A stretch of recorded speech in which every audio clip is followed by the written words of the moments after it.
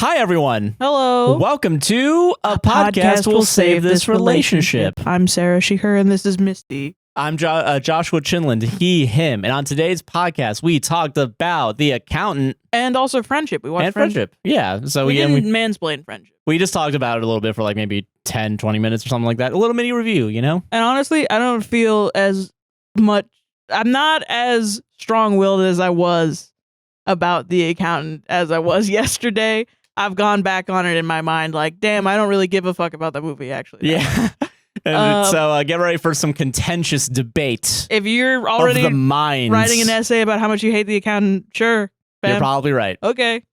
But yeah, we did that. We did our red stories as usual. It's all a fun time. Misty really wants to leave the room. So don't forget to like, comment, subscribe, hit the gosh darn bell, rate us 5 stars on Apple and Spotify podcasts, and also hype us on YouTube. That means something. I don't fucking know. Mm-hmm. And don't forget Patreon, Buy Me a Coffee, those websites, APWSTR if you want to support us financially and get ad-free videos, as well as some exclusive contents on the Patreon, specifically. And also we have mutual aid links down in the description in our link tree. You can check those out. As usual, they have the Palestine Congo Sudan mutual aid and Kickstarter links are also in there for different mutual aid projects. Yeah, GoFundMe. GoFundMes, yeah, that's what it is, not Kickstarters, you're right. And yeah, APWSTR on TikTok, a podcast save this on Instagram, and all our socials. Everything's down in the description. Merch is down there too. It goes PCRF. Have a great podcast. Have a great day. Have a good day. Let's just chill out. Let's just chill out. Bye. Bye.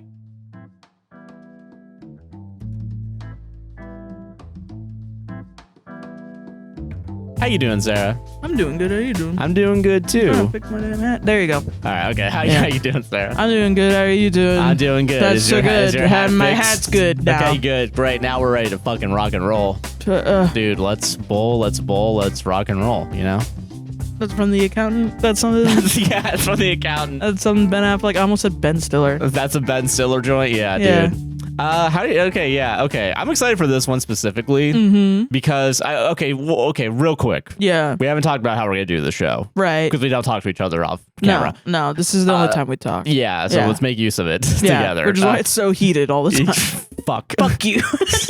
Hey, you did something 3 days ago I didn't like. You called me a bitch right before this, and I'm still pissed about it, honestly. Yeah, that's fair. He did actually do that. Can you believe it? I was offering him to get him a muffin that I made. And he was like, yeah, bitch. What the fuck? My mom popped my dad in the mouth once for saying that. And I'm not joking. She slapped the shit out of him. All right, that's fair. I shouldn't lucky. be. Yeah. You're lucky I try to be nonviolent. Oh, you're staring at my hat and not listening to me now? Fuck you. I'm happy that you're not violent. Fuck you.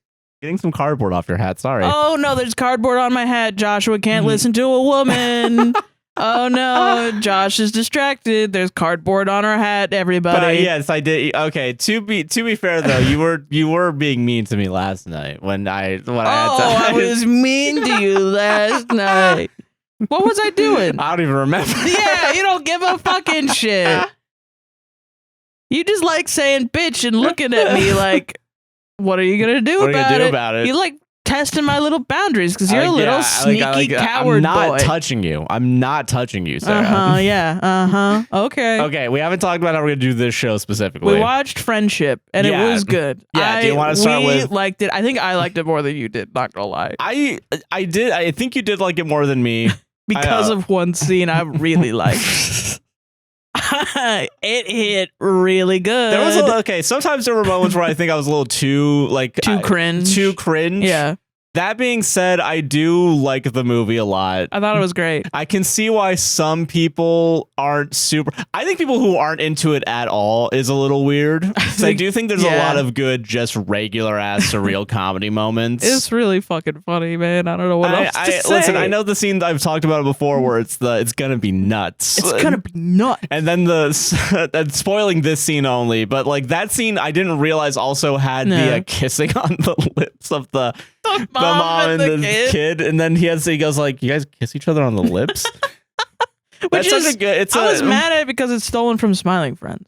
That is true. That is And okay, do we want to call Tim? I was gonna say Tim Heidecker. Tim Robinson. Tim Robinson, because he's also in Detroiters. He stole the hot dog sketch from Wise Kids You Know. Really? Yeah, I didn't know that. So now I'm a little. It might be one of those things where it's like people just had a bunch of different ideas. Yeah. Or like the same idea, just different. But also the hot dog one was a little too specific, I think. Specific. And I wonder about the Smiling Friends one is maybe more of a coincidence, but Well, yeah, I think that's more of a coincidence. Because that was born out of what's his face kissing his son on the lips, the football player. yes. Which one? Tom Brady? I think it was Brady. Yeah. I think so. That weirdo. Yeah, 80 for Brady guy. Yeah. Yeah. Fucking. So I think it's just parallel thinking. And that one. A Yeah. hot dog sketch is really off the That's wall. a little one. That's a little too close. But it's also like just because Tim Robinson's the main guy in the thing doesn't mean he wrote the jokes. I don't think so either. Yeah. But I do think it's if I had a nickel, it'd be weird. I have two nickels. You know what I mean? Which I believe is how it went.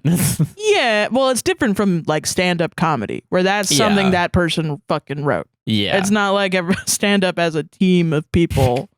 When it's a movie or a show, there's usually a team, Or at least a couple people, especially like with the comedy. There's yeah, usually a punching writer. up. Yeah.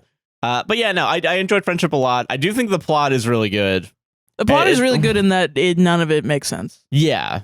but it does. But it does not. Yeah. I want to give it a lot of credit for I enjoy a lot of the shots, a lot of the visuals of the movie, where it's like a lot of like slow zoom ins on people's faces while like surreal synth like plays in the background. Yeah, it's like if a fucking artsy director like an Ari Aster wanted to make a Tim Robinson sketch. Yeah, it's like weirdly, maybe I'm thinking about it now. It kind of reminds me of like Drive. Yeah. Weirdly, where it's like the what is it? That's a funny concept. Yeah, Drive, but it's about male friendships. It's just about like honestly, it's kind of a horror film for me. Like it kind of made me have empathy for men a little bit. I get it. I was like, damn, this is all you guys got. Pretty much too. That's kind of the weird thing where it's like This is all you guys got. and there's like a weird like sense of like not fitting in, but like also like you don't know where the line is, and you kind of realize and finding out it's like also like how your friends kind of lie to you about little things and to sort of suck up to you or something, or to seem cooler than cool, they are. or yeah. When and so it's like I don't know. There's just I've been thinking about it like that's so fucking lonely. Yeah.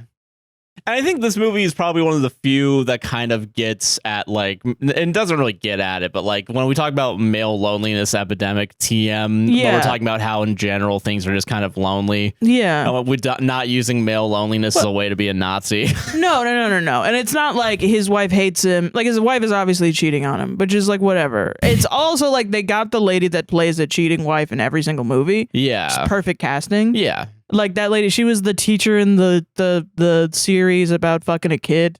There was like a series that was just about a teacher who fucks a kid. I do remember what you're talking about. Yeah. It was just like, and fuck is crazy. Rapes a kid. It was about a female teacher that rapes a young boy, and it's a horrible series. She's like a good actress. It's just she keeps playing these like characters that are cheating on their partners. Yeah. And that's where I know her from. She's also the mistress from the first season of American Horror Story. Oh, okay. That's probably where I know her from then. Yeah. She's got a familiar face, but she's everything I've ever seen her in.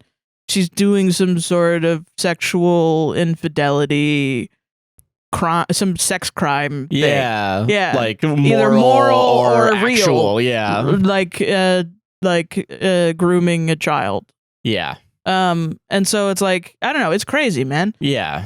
That was good casting, I guess, because the entire time now I can't look at her and be like, she's faithful to her husband. Yeah, just she's doing something with that hot firefighter. Yeah, she keeps talking about this. Or hot Speaking firefighter. of good casting, hot firefighter. Am I right? I thought it was because they showed him before. I forgot his name.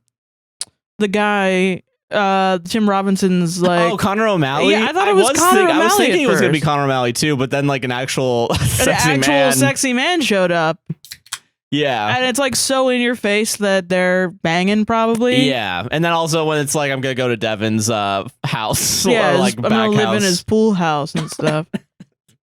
And it's I loved that Tim Robinson was just like, he was so upset about it. He has one scene where he's very upset and he's just like comedically on the ground screaming. Yeah. crying, and it's actually kind of moving. Yeah. He actually has some moments where he's actually like being serious. I don't think there was a bad performance in the movie. No. Like and Tim Robinson, I also want to give credit to Paul Rudd also. I think Paul Rudd was great. I really like listen, I do think of him in Ant-Man now, like just kind of like being even in Ant-Man he's good. He was in Ant-Man. But like I like that he's still doing these like smaller comedy roles. He's good at this. Smaller, but you know what I mean? Yeah. He's good at being so attractive that he's hot. I love him. Sorry. He's good at being so attractive that he's like weird. Yeah. Yeah. I get what you mean too. Like suave, that he's a little weird about it. Yeah, but also I think the weirdness is the draw to him. Because there's that scene like after like the first big confrontation where he's just wearing the get up for a Renaissance fair. Yeah, and it's like you can just put a little weird thing on him. You could put a little mustache on him. It's like, what's he doing later? What are you doing? Well, no, it's just like, what the fuck? There's something weird about this motherfucker, you know? Yeah. It's like, what the hell? What the fuck? Weirdly enough, I'm not one of those Paul Rudd is hot guys, but I did have a Freudian slip that I'm saying he's so attractive that he's hot, yeah. which is awesome. Well, I did see Ant-Man 2 in theaters, and it was with a date. Oh yeah, pre-you, and there's the scene where Paul Rudd is working out to show you that he has abs. Yeah, like in every Marvel movie, My date pointed at the screen and was like, "You wish I looked like that," and I was like, "Whoa." Not gonna lie, this is the second date. That's crazy. Yeah, you're that insecure. You're like, you wish I looked like Paul Rudd. Yeah, that's a 10th date. Like you gotta let it slowly. It would be so funny if he was like a Paul Rudd lookalike. That would be funny. But he wasn't. He looked exactly 0% like Paul Rudd. Yeah. God. Oh. I know. I did enjoy this movie. Yeah, I do think you enjoyed it more. I think the cringe was a little too much at points, which is so weird because there's secondhand cringe I hate. I really hate secondhand cringe. I really hate it. I used to really hate secondhand cringe, and now I think I've maybe just inoculated myself against it or something. Because there's a point where the cringe is so bad that it comes back around and becomes good again for me.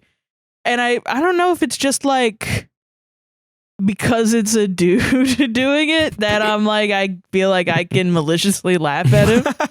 But it's like, I'm a dude like, oh no, that could be me. Oh, that's crazy that you would think that. That's fucking awesome. I'm laughing because it's fucking funny in that it's set up that he could just do a crazy thing. He thinks he could just do a crazy thing and everyone will laugh and they're all looking on horrified as he does this strange thing. And then he's fucking so pissed that they don't want to hang out with him again. Yeah, it's like... Which is awesome. I think that's awesome. And I think that's one of my favorite parts of Tim Robinson characters is how much I align with them afterwards. Sort of, it's like the fucking autistic, like... And I say this as a peer-reviewed. TM, yeah. TM. Like the autistic, like, I don't get why everyone's not fucking with me anymore. Like they were all fucking with me and now they're not fucking with me. And you realize before they were laughing at you and now because you want them to laugh with you, they're like, wait, no, we're not associated. And then the righteous anger afterwards of, so you thought you could just fucking laugh at me? Yeah, wait a minute. And that's my favorite thing because Tim Robinson really portrays that so good. Can I, you told me that you were watching a Drew Gooden video and you said you didn't like it because it felt like too long of a... It was like a sketch that went on too long. I kind of disagree with that. Yeah, I really do too. Because I think one of the things that this movie has going for it is, if we're looking at it from the perspective of Tim Robinson's sketch, which I don't think it is. Yeah. But it is interesting as a character study of the before and after a Tim Robinson character does something a little too wacky. Yeah. And then the elevation afterwards of like, okay, how does this like ruin his life? Like, how does the hot dog guy's life get ruined afterwards? I would be interested to see that. I think if you're a comedian, you are probably, I mean, if you're like a traditional ass comedian and you're trying to make jokes. Yeah. Right? Set up punchline jokes. That's what you're trying to do. That I understand why you would go into this movie and think, why do we need all this extra stuff? This movie needs to be cut down because you're working. But the problem is you should let your mind be free. A little bit, yeah. This is just it. and this is kind of a problem I have with a lot of like Drew Gooden types, like Danny Gonzalez, Drew Gooden, sometimes even Jarvis, although I think Jarvis is probably the Jarvis better. Johnson. Jarvis Johnson, yeah. He's probably better at this. I feel like sometimes they don't really go to a deeper conclusion than I want them to, which is also in their favor because then it makes me check out whatever they're talking about. Yeah. Like they're making entertaining videos that I can't make. I make a 4-hour-long rambling podcast that people fall asleep to and do their Chores vacuums to, to, which is great. It's entertaining, and I think I'm mildly entertaining for 4 hours, which is a different skill. You know what I mean? Yeah. I'm not putting myself down. They're making a very entertaining video in like 20 to 30 minutes. But also, I think they're focusing harder on the entertaining aspect, I think, as opposed to one of the things that I think we both like, and which also lends itself well to a podcasting format, is going a little bit deeper. Yes. Even if it's at the, not hindrance, because I still think we're entertaining, but like, you know, talking about shit and like the background of it and like going in depth is good for a 4-hour rambling podcast. Yeah. I think that's just a disease that I have. I think I'm not able to not do that. And I think the people that don't have this disease are better off. Honestly. They'll go on to live healthy lives with 2 kids, picket fence. They're not going to be as obsessed with stuff. They're going to have their own obsessions with things, and probably I think everybody has something where they can't help but talk very deeply about it. Like I'm sure, I'm positive. But you're just built different in that everything you see is something that you want to... Well, if it's a film, as soon as somebody gave me the keys to the kingdom, I can't stop but explore. I can't. I'm in the fucking corner. Looking at all the cracks, you know, just losing my up. religion. What if I cut that out? What if I cut that out? But yeah, I don't know. Yeah, I think it's just a different skill, but sometimes I don't take their recommendations seriously. And I'm glad that I watched this even with the sort of pre-thinking that it's too long. There was a point where I was like, oh my God, we're only halfway through. And then I do get it, but it does come back. And then it felt like 5 minutes and it was over. Yeah. I will say too, part of that too was that I didn't realize this until I got a deleted scene of this, but Connor O'Malley is in this. And also the guy from the Bears. Yes, Carmi. Not Carmi, the character. Carmen Christopher's his name. His real name. Yeah, who was also in the Joe Pera verse as is Connor O'Malley. But Connor O'Malley, I do want to say, is something, I don't know what it is about him, man. Yeah. If he's in a movie for 3 minutes, that's going to be the thing I take away the most from. It happened if I saw the TV Glow. It happened here where I'm just thinking of him afterwards, being like, hey guys, so it's good to see Setter's back. Also, that's why I think we pulled out of Afghanistan too early. It's such a you joke too. I remember when we were kids, man. When we were kids, no, when we were in college. One of your Vines or TikToks or something. Oh, I remember which one you're going to talk about. You were pointing it at the Valencia Arts Building, and you wrote F on a piece of paper, like on a notepad, and you lined it up with the camera so it said like Valencia Farts or School something. of Farts and Entertainment. That's what it was. And then I whip panned the camera back to me, and we're like, "Hey guys, let's talk about Israel Palestine." No, let's talk about Trump. Yeah, hey get guys, my joke right. Let's please. talk about Trump. It was fucking funny. I remember but that's a running joke with you. Like when you fell off of that. I fell off. When you fell off. No, there was some video for Valencia that you guys were doing, and you were on a rolly seat, and you were like, "Let's talk about Israel Palestine" or something like that, or Afghanistan. Let's talk about Afghanistan, and then you fell off the thing. Like you hit a thing and you fell off, and it was like perfectly cut, timed. Yeah, and that was one of the jokes that made me fall in love with you because it was so fucking funny. Got your ass, bitch. Yeah. But it's like now you're trapped. Now I'm trapped, and now I have a constant stream of that's never gone away. You've never stopped being so funny. Score. Yeah. But yeah, no, I do recommend Friendship. Yeah. Yeah, Friendship was awesome. I don't want to spoil too much about it because I do think it's good to go with a little. Yeah. Little. Yeah. If you like other Tim Robinson stuff, I think you are gonna like it. You might, but your like of it will vary from mild to a lot. Yeah. And if it's, I will say if Tim Robinson is coffee, this is heroin. This is black tar heroin directly in your veins. Crazy. There's a lot of like lulls where you can just relax in them. If you're just like enjoy. Yeah. If you're like me and you like the vibe of a movie more than the actual plot of a movie, don't go in expecting like a lot of plot. Yeah, because it is a very baseline plot, but it is elevated through the comedy. It's elevated through, I think, a lot of the cinematography and shots. Yeah, I was thinking about it, and it was like it's kind of like a magical realism kind of thing. Yes, where like a lot of shit is, and it's not. Because I'm thinking about that too. I don't think it's technically magical realism because I think it does have to be like. It's a very from Colombia to be magical realism, but it's more about like I'm thinking about like there's a lot of like kind of dreamy sequences that I'm thinking about that I really like. Yeah, the latter half could have been all a hallucination, really. Yeah, and there's still kind of like little bits where it doesn't play it off as a hallucination, but like it is a hallucination. Yeah, it kind of is, but it's not. But it is. Yeah. Which is great. I just think that's great. If you are somebody that needs a very strong narrative, don't watch this movie. You're not gonna like it. But even then, I want to give it credit where it's like there are things set up throughout the movie that do pay off. Yes, like some shit that's in the first act, like a good Chekhov's gun does come back in the third act. Yeah, that is a real gun. Yeah. Sometimes. Hey, maybe. Who knows? Sometimes it's a real gun. But yeah, good. I do want to recommend that movie. I think it's a good to start with the positive movie. Yeah. Before we go to The Accountant. You didn't like it? Okay. I want to ask you a couple questions. Yeah, this is an interrogation. Okay. So that was us talking about friendship. Now this is Josh Mansplains The Accountant, which isn't real mansplains, as you've said earlier at some point in the podcast, because you've actually seen it. Yeah. I saw it with my brothers. How much do you remember of the movie? Belt. Painting. Belt painting. Which I'm gonna be honest with you. RV. I think and then the song at the end. Yeah, I have in my song. That is fair. That is fair. Mm-hmm. Okay, do you remember the other hour 50 minutes of the movie? Math.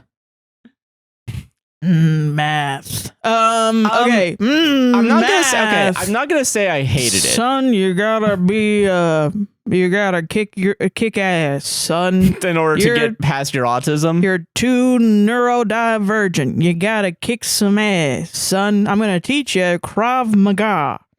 Okay, Dad, I'm baby Ben, not Stiller, baby Ben Affleck. I'm gonna kick some ass instead of be autistic. Okay, son, but I like paintings, Dad, and math. No, that's too gay, son. You gotta learn to kick a lot and kill a man with a belt. Okay, Dad, I will. Adult, I'm an accountant because I like math and paintings. There's an art thief out there. I think, right? No. No, never mind. Something to do with art. So there's art. There's like Van Goghs or something. No, actually. There's a painting at some point. I meet a lady who likes art as much as I like math. And then I do a bunch of math. And then she's like, ooh, you're all autistic and you like math and such. I'm autistic and I like paintings, I think. And then she's like, oh, there's a bunch of guys out there and she's a damsel in distress. And then but he doesn't have any weapons. What is he going to do? Belt. He one guy with a belt. Yeah, only guns, one guy. And then there's guns just a couple. Otherwise, I think. Yes. Yeah. And then she's like, I love you, but we can't be together. Really? But not really. Like, I see you. Here's a painting. And it's a real painting. That's the end of the film. You're not that off. I know, because I remember kind stuff. Of off. You're kind of. I'm here to refresh your memory. 6 years ago. All right. Okay. Can we also? Oh my God. Yeah, you don't want to. This was 9 years ago. Yeah. This is 9 years ago. Like, let's give me some credit. Okay, can I also say for the record, there's a couple other things I want to talk about that's ancillary to this. Yeah. There is a sequel to the movie that came out this year, so they waited almost 10 years. I fucking can't wait to see it. Which apparently the second one is better, and I assume it's because they do stuff. Do you think Ben was like, can I help? Man, guys, I won an award. Guys, I won an award by piggybacking off of Matt Damon. I know how to write. Do this? Well, weirdly enough, he also won an award for directing. I hate Ben too. I hate Ben as much as the fucking next guy. Let's give him his actual directing chops. He did win an award for Argo. Yeah.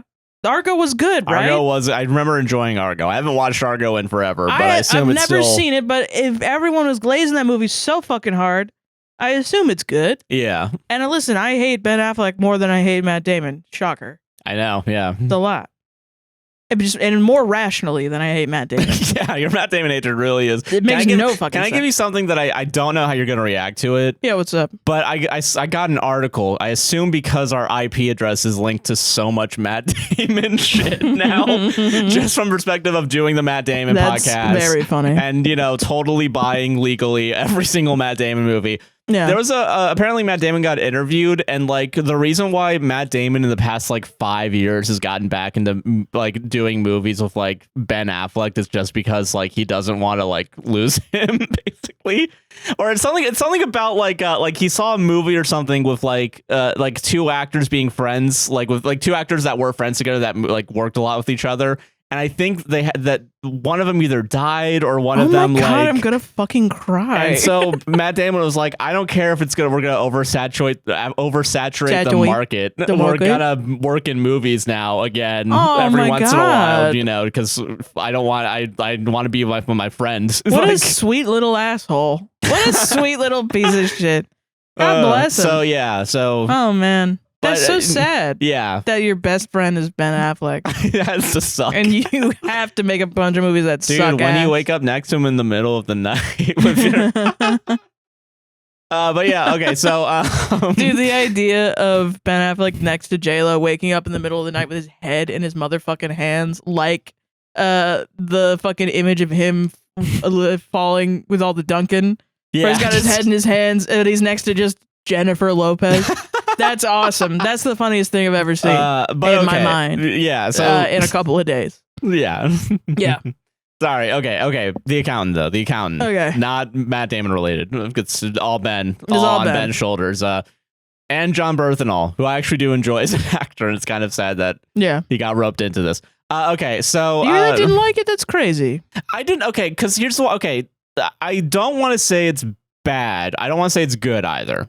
Does that make sense? I think there's little moments here or there. It's good. I think it's meh. I think it's good. I think the action sequences range from okay to good. I think there's a lot of bullshit that you have to wade through. Because I will say, in your description of it, you're missing out on like 30% of the movie. Well, that's a lot less than 60%, okay? Okay. Which is what you said earlier. Okay, because... So I know a little bit more than what you thought initially. Okay, so Ben Affleck, he's autistic, but it's never given a label, but he's probably autistic is what it is. And he has he has a dad that's a piece of shit that's like in the army and is like, don't be queer, son. Basically, pick up the gun. Pick up the gun. You're gonna get real good at shooting, and that's gonna cure your autism. It's gonna cure your autism. You're gonna kick all the kids that are gonna beat you up because you're autistic. It's not a good sign this movie was praised by Autism Speaks back in the time. Awesome. It's not great when they still were looking for a cure for autism and also quote, were unquote. Still. And it's really okay because some people, the critiques people have about the autism in the movie isn't about how it's portrayed, which I think kind of should maybe be a little bit critiqued. They're more critiquing the fact that like they gave an autistic guy a gun and everyone's gonna think autistic people are violent criminals. I think crazy. Which I think that's a bit of a stretch. No, because like Ben Affleck isn't bad question mark. No, he's not bad. He's not a bad guy. He's a good guy. But he works for bad people? Yeah, and he finds out that they're bad. Kind of. Yeah. Well, yeah, so like he is a criminal in the sense of like the crime, but he does like white collar crime. So it's not like okay, yeah, but so is motherfucking Matt Damon in what's his face? What's it called? Do you want to do what is it? Born Identity. He's technically a fucking criminal. Like they're all technically criminals, but then you can't. What the fuck? You can't like an autistic man, just morally gray motherfucker. That's fucking crazy. Because they're autistic, every autistic protagonist has to be beautiful, virgin-esque, perfect, good guy. That's insane. I do, and that's kind of where I think it's a little bit of a. I do think they maybe overplay. It's not necessarily with the adult portrayal of Ben Affleck, but I do think the kid version of Ben Affleck was maybe pushed a little too hard. Yeah, that's wild. But also, I mean, like, I don't know if they got like an actual, like an autistic actor to be the kid. Yeah, I mean, it is prime, like, we're going to make a movie about an autistic kid. Just act autistic, kid. Go out there and act like it. Yeah. Yeah, which is crazy. crazy. What does that mean? I don't know. Just act all figure crazy. It out. Act like a fucking robot or something. I don't know. Yeah, and it's fucked up. And that's fucked up. Yeah. So I don't know, but okay. So I think that criticism's maybe a little pushing it. I kind of see where they're coming from. I think it's a little too far. But I don't know. I think. I mean, especially since like in the movie, I remember because I thought it was awesome. That Ben Affleck is like he's living in like a van and he's going to work and he's making money and he's eating food and stuff. It's not like he's autistic. Yeah, no, he's a functioning member of society. So he can own a gun. Come on. He can own a gun. This is America. As long as you can eat and clothe and bathe yourself, you can own a gun. That's America, insane. Yeah. That's like what RFK Jr. would say today. Yeah, okay. Right that's fair. now. I get what you mean. Yeah. And that's fucking wild. But okay, so here's Ben Affleck. He is an accountant. That is his actual position. He is literally an accountant. However, he does work under criminal organizations and cleans up their books and usually works in like, because the main plot of this movie is that there's like a robotics corporation that an accountant, Anna Kendrick, that works for the company, realizes that like millions of dollars is just missing and gone. She's also autistic, right? No, I don't think so. But I do think you're right, that because I do remember she's like, why is he so cold or something? Because she's acting like everybody else in the movie who I guess we're supposed to say is neurotypical. Quote unquote, yeah. Where it's like, you know, like the main CFO of the company he's working for is like pissed off at Ben Affleck for being blunt, you know, and like Anna Kendrick's getting annoyed that like he doesn't want to work with her and like... Right. But he's really like shy autistic man. Pretty much, but there is a little bit of a moment where like they're having lunch together, quote unquote. In reality, like Ben Affleck goes out to eat lunch, and Anna Kendrick also is outside eating lunch, and she tries to start a conversation with him, right? And then only like little by little is she like getting to know him a little bit, because when they talk about accounting, then there's like a connection there. Right, yeah. Okay, so Ben Affleck, he works usually for criminal corporations. Mm-hmm. This is like a regular like robotics corporation where John Lithgow is John Lithgow. Lithgow is the CEO and like some other guy is the CFO. And I think John Lithgow's wife or sister also works there. John Lithgow is maybe my favorite villain. He is good at playing like a guy that's regular, and then when it's revealed that he's actually the bad guy, he changes on a flip. Yeah, I love that. Yeah, I love it when he does that. Yeah. Also, meanwhile, okay, this is where the movie started losing me. Okay, is that there's a C plot also included. Yeah. A plot is Ben Affleck has to figure out what's going on with this corporation. Right. B plot is John Bernthal is trying to protect the corporation. And C plot is J.K. Simmons is blackmailing a black woman.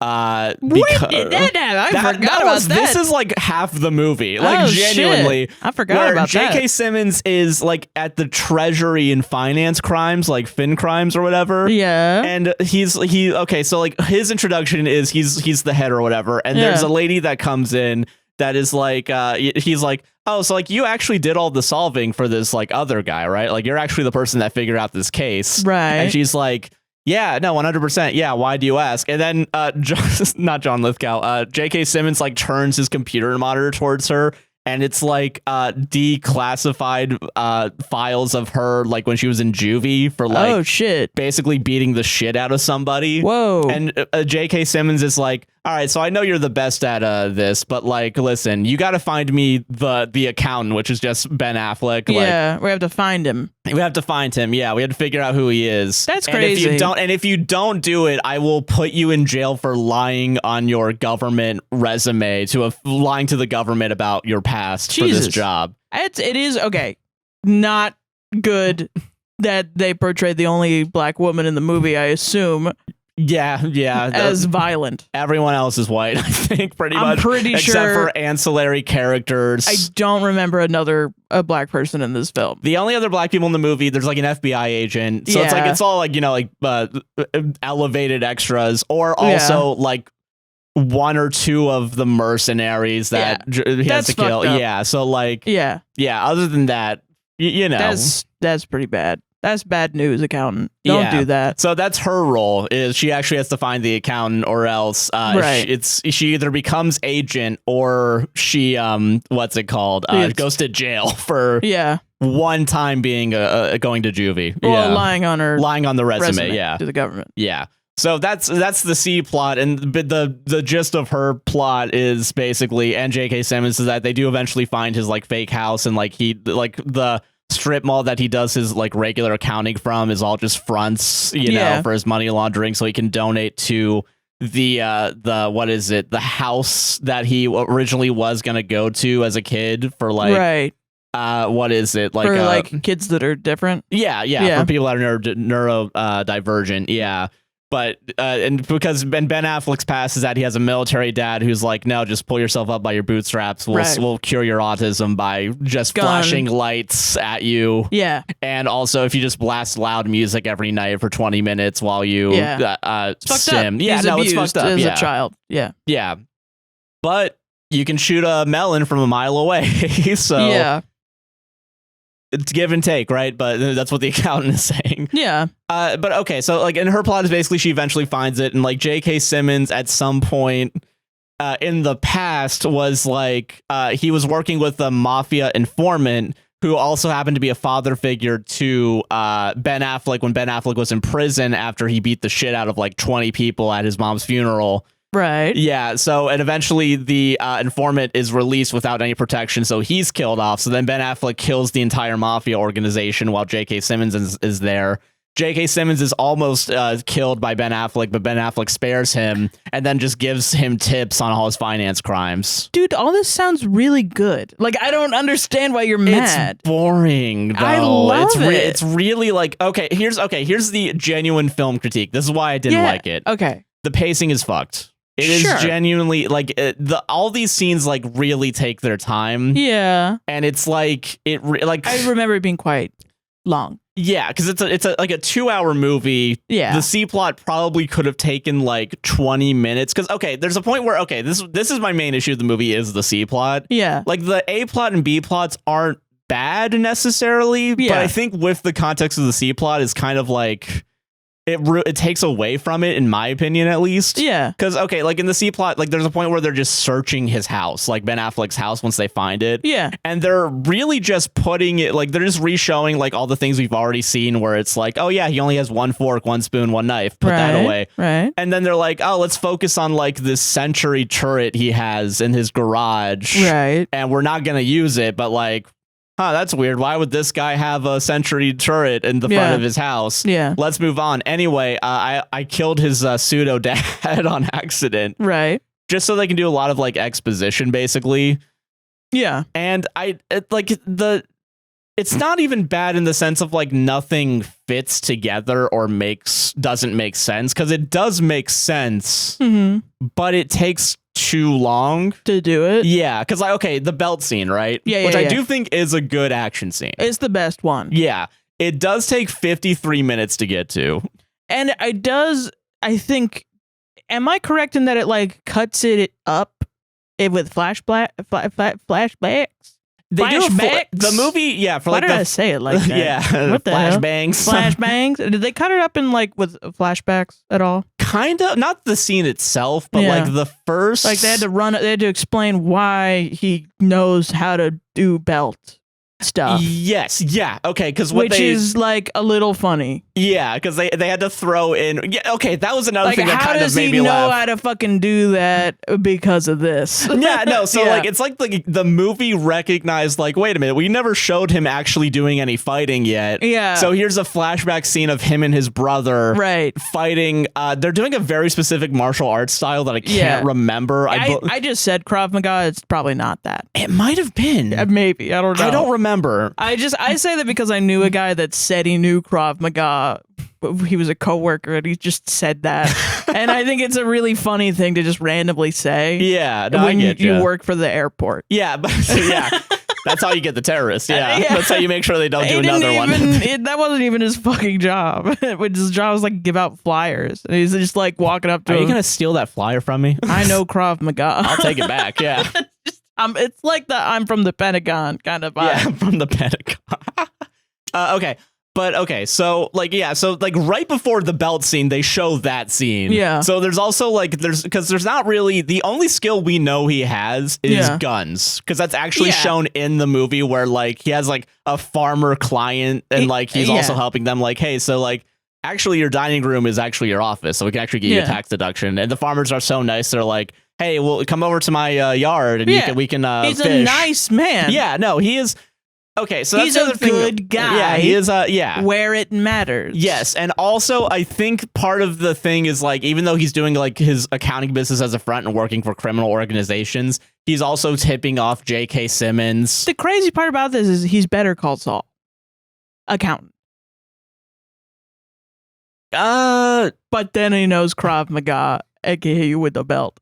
But also, I don't think Better Call Saul, like Saul Goodman, he's not really like an informant up until the last. No. Yeah. But it's like Better Call Saul in the beginning. He was like, in the beginning of the show, he was like, I want to help old people and I want to help blah, blah, blah. Like he was a defendant. You know what I mean? Yeah. He wasn't a good guy, but he was helping the needy. That was like kind of where he, but also because like, that was the only work nobody else wanted to fucking do. Because everybody's just worse than him. Yeah, but I do think that with Saul Goodman specifically, there is the element of like he does want more. Yeah, so but that's kind of his. He's not literally Saul Goodman. He's doing a Saul Goodman in that he's doing good stuff, but is a bad guy behind the scenes. Okay, that's fair. Now I can understand. He's that. a front. You know what I mean? Yeah. Yeah. Okay. He does crimes for good reason. Yes. Okay. Yeah. I can understand that. Yeah. He's a Dexter.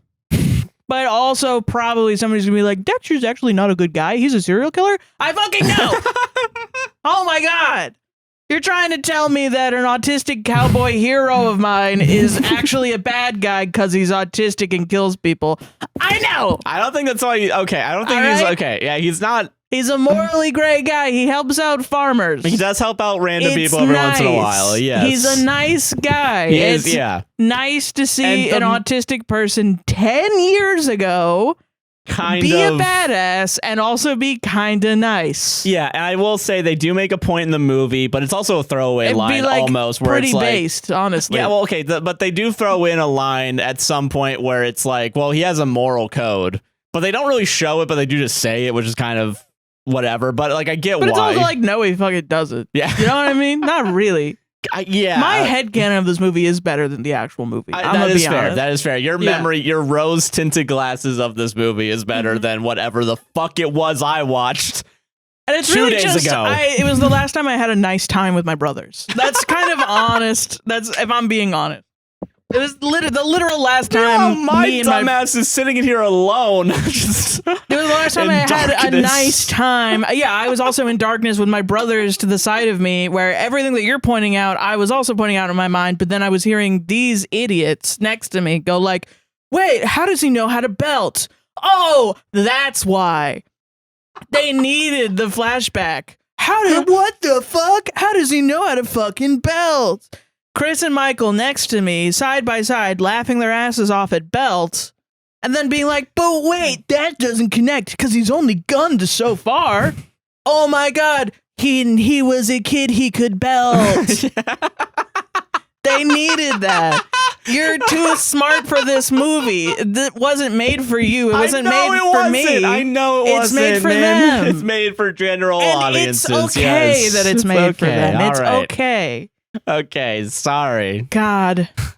It's okay that it was made for them. And you know, and I got rose tinted glasses on because they were staying in Tallahassee and they were staying at the Red Roof Inn and we were watching SNL together, and that was when David S. Pumpkins showed up. Oh, okay, and they pogged like so elder hard. millennials, every elder millennial ever did when David S. Pumpkins came on for the first time.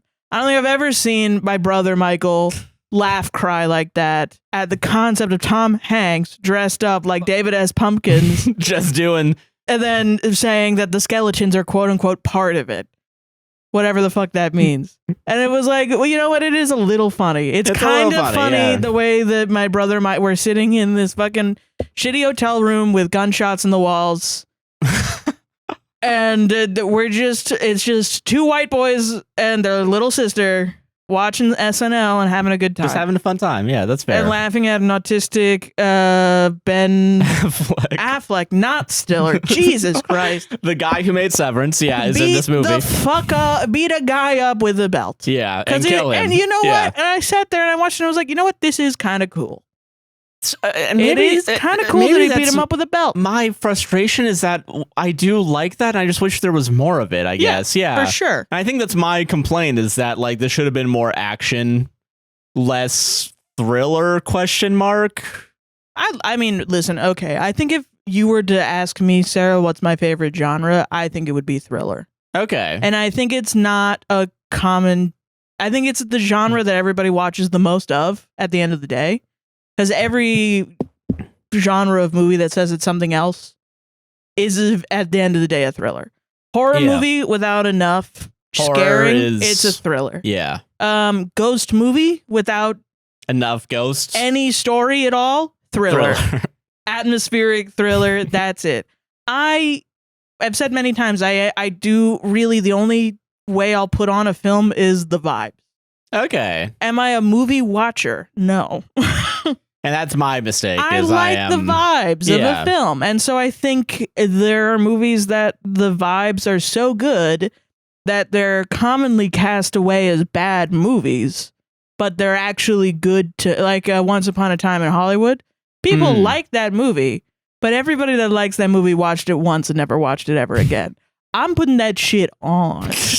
I'm going to put that motherfucker on because I want to see people drive around, and then I want to say to a kid, that's Charlie Manson. See, that happened for real in the 70s. Charlie Manson was a real guy. He was a real guy. And this is what would have happened if they showed up at the wrong house. That's what this movie is about. Yeah. I want to be an 80-year-old man pontificating to the children. Okay, about a movies. Boring movie. It is essentially what my dad would have done to me with like westerns. Okay, and this is your western. This is a western. This and every other lone gunman against a horde of people is a western. John Wick is a western. Nobody, western. They're all westerns. They are all westerns. Oh, we gotta watch Nobody too. Fuck. The only action movie that exists is Die Hard. Okay. And even that you could say is a western, but it's so stylistically different. It's an action movie by itself. And it is also a Christmas movie. But these are just thrillers and westerns, and I love them. Okay. And I'm allowed to like bad movies because that's okay. That's all right. Yeah, you can enjoy bad movies. I'm gonna have wrong opinions. I know. Yeah, you can have. I see. I understand your philosophy, and I understand where you're coming from. I can't believe you hate The Accountant because it's not woke enough. That's wild. No, I hate it because it's like 90% boring and 10% awesome, and I want it to be like more awesome. But it's still awesome. Do you know how they did Blair Witch motherfucking 3 or whatever? Listen, just because this movie's better than like a Neil Breen movie doesn't mean I gotta give it like all the credit in the world. It was like a diamond in the rough of the movie theater scene at that time. Nothing was coming out, man. Nothing was coming out. It was horrible. It was a horrible time. That was the best movie I could have watched on my birthday when I turned 19 was Blair Witch 2 or 3, the one with the drone in it. Spooky drone. And then like a month later, my brothers come into town. We go to the same movie theater. People are packed to see The Accountant because it's the only movie. And we saw Belt. And we saw Belt, and you were like, hell yeah. I was like, you know what? Okay. Okay. Oh, you know what? Okay. And you know what? It's because of The Accountant that I watched John Wick 3 with you. Okay. In the movies, all right. Okay. That I watched Nobody with you. That I even gave Die Hard a chance in fucking film. Because I was like, you know what? My brother's like this. It can't be that bad. And now here we fucking are. And we're like, actually, is The Accountant good enough? Yes. 100% yes. Okay. All right. Fuck you, man. I can't believe it. Listen. I'm gonna see Accountant too. You can't stop me. I do want to see Accountant too because I'm curious what they do with it. Better. I think it's gonna. Okay, here's why I think it's gonna be better. Yeah, because I mean they do make a big. I hope he comes in like first scene like through the door. He kicks down the door and it's like I'm autistic. Yeah, like I hope they actually have grow the balls. Okay, because here's my thing. Right, it's like John Berthnell's character. It's revealed, and maybe it's obvious to me in hindsight. Not even in hindsight, but it was obvious during the movie because all the marketing for The Accountant 2 is that it's because John Berthnell's his brother, but also they kind of really play it up in like the foreshadowing of like, why are we focusing on John Berthnell? And also in the flashback scenes, his brother who doesn't say anything. Yeah. And it's like, okay, it's his brother. Yeah. Which is it is an interesting little moment right at the end. I do think it works for me. Yeah. But it does feel silly where it's like, the nail's already in, man. It's okay. But it's like if this movie was too smart, it would have kind of weirdly been worse. Yeah. You know what I mean? Maybe, but okay, that's what you want it to be easy. This is the movie that goes down easy. Yeah. You don't need to have a bunch of confusion about it. You know what I mean? Okay. You're like, yeah, he's his fucking brother. We got it. Oh, he's doing that because he's his brother. Oh, his brother's doing bad things, but since his brother shows up, they want to kill each other. You don't have to watch it more than once. They reconcile over Ben Affleck basically killing his dad. Yeah, this isn't like a motherfucking Hereditary where you gotta watch it 35 times to understand. I want an Ari Aster the Accountant. Yes, that's my main point. Fucking complicated. I want a Tim Robinson / Ari Aster fan fiction accountant. Yes. Aster X Robinson X Accountant X. It's so funny because it is like a lot of the concept of it I do actually really like and I do think is a good idea. Like having a neurodivergent, morally gray protagonist that is highly skilled, but also like lowly skilled in like, I don't know, the social aspect. I think it's a good concept. I think it's been done to death in other areas, but I like I like that it's like a big budget film that's what that is. Okay, all right. And yeah, it probably could have been better representation and stuff. But I think as a young person that was definitely neurodivergent, like feeling like, hell yeah. Like you felt seen at least like a little bit. It's just nice to be in a group of people where everybody's rooting for a neurodivergent guy. Okay. All right. You know what? That's fair. You know what? Or just a neurodivergent person. Even if it's not perfect, it's at least like your people are like, hell yeah, Ben Affleck. Like, and he's also not perfect. You know what I mean? Yeah. He still has flaws, which is awesome as well. Okay, that's fair. Yeah. Yeah. And it's also like, I don't know, I think I just like a film too where the protagonist outsmarts everybody. I think it just is I like that trope. Yeah. You know? Okay, that's fair. Or outguns them, basically, yeah. Well, he outsmarts them by getting the painting at the end. Well, okay, let's talk about the paintings real quick. Yeah. Here's the painting thing that you're referencing right now. Okay. Ben Affleck, at some point, like, he takes Anna Kendrick to his trailer. His little RV house? Yeah, his RV where it's inside a storage locker, because Ben Affleck lives in a different house, like, just in the middle of the suburb somewhere. Yeah.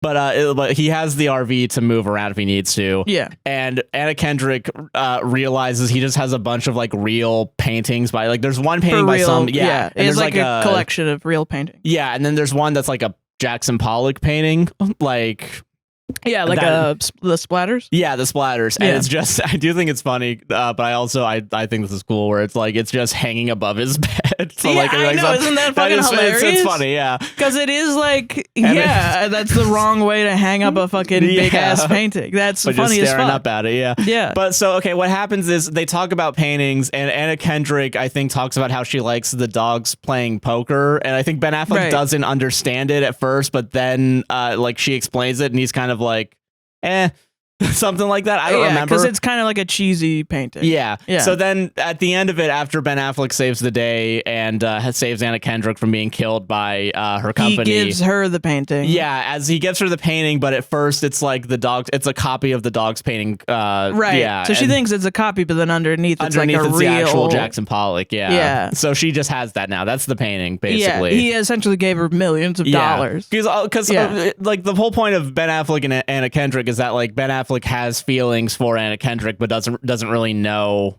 what's appropriate, I guess. Yeah, or like how to like act on it, because like there's a point where he has an assistant the entire time that only speaks through like text to speech. Yeah. And it's revealed, and it does kind of make sense. Not kind of makes it does make sense, and it does fit together where it's like the first person he met at the house before they decided not to leave, like take him to that like the house for neurodivergent people. Yeah. There's a lady that's a nonverbal autistic that she uses. I think it's funny. She uses a Corsair gaming computer basically. Yeah. To what is it, like text to speech, and like does all of his like it's fucking awesome. Here's a new client for you, and it's like, you know, XYZ. Yeah. And it is awesome. I do think that's a good idea to have. But so like she's doing all that, right? Yeah. And there's multiple times where like she is typing out like, why are you going to save her? You need to get out of there. You're in trouble. And then Ben Affleck doesn't say anything, and then it's just typed out heavy sigh, like, which I do think is fun. It is fun. Yeah, it's cute. But I just wish there was more of it. I kind of do wish that the J.K. Simmons shit wasn't in there, which sucks because I like J.K. Simmons. Yeah. Other than that, though, it's kind of like everything else is fine, pretty much. Okay, so you hate a movie that's totally fine and good. I don't hate it. I wish it had you more. You started this by saying you didn't like it. So you must hate it, is what I'm saying. Yeah. If I don't like something, it means I have such a distaste for it that I use the worst word. Like, I want it dead. I want this movie. Yeah. All its reels burned. I think I will say, I think the first time I watched it, I was a little bit like, oh God, are they going to be ableist? Like, is this going to be like an ableist thing? And they're, because my brothers were older than me and they watched a lot of media that was ableist. Well, not like they're ableist people, but that like, I guess the culture of the time was ableist, for sure. I get that. Yeah. You know, everybody's saying the R. I don't remember my brothers ever saying the R slur, but like people were saying the R slur a ton, and it was prevalent in media. You know, like fucking they were Office fans, but it was like, how could you not be an Office fan and be 18, 20, early 20s when The Office is around? It was like you can't escape it. You know what I mean? You still kind of can't escape The Office currently. Yeah. But now it's like, I think a more apt example too is like I rewatched some old South Park from the time, and they were definitely still I don't remember them being big South Park people, because I do remember, like, I don't know, I think they liked a lot of Comedy Central stuff, but I remember they're like Southern boys that are like, they'll watch stuff and they'll be like, oh geez. But they'll laugh and they'll be like, Jesus. That's kind of that's their fair. vibe. That's a pretty And to me, that was the common concept of it. They were the constants, and then you go outside and other people are laughing too hard, and some people are really sticking their nose up at it. They would give a light chuckle and be like, oh geez. And I do think it's still like, laughing at ableist stuff is still not good, and you shouldn't be doing it. And going back, I'm like, what the fuck? Holy shit, I can't believe they were watching it, and I was kind of side-eyeing them a little bit. But, I don't know, I think I liked that this movie, as it went on, was more pro-disability than anti. And that's fair. I do think that is fair. But definitely 10 years later, I hope we've gotten so much better that it seems like, what? Yeah, what no, yeah. You know what I mean? Because I will say at the time, not a lot of fucking movies were like pro-disabled people like at all. Like really nobody was putting like had disability representation and being like, hell yeah. And I mean, I say nobody, probably some, but like I don't remember seeing in the culture a lot of it, you know. Yeah, I get that. Okay. I know definitely in Tallahassee there were not any people that were like talking about ableism. You know what I mean? Even the concept of discriminating against disabled people was like not FSU a thing. Wasn't they were worried about not being able to wear the headdresses anymore. That's what they were worried. We can't say our chant with a bunch of racist shit in it anymore. No, you could still do that. Oh, that's still around? That was still a thing. It was, you can't make a paper mache Indigenous American headdress parroting the Seminoles and wear it to a football game and at the same time, because the Seminole tribe was like, let's not do that, maybe. And the crazy part is you could still do it.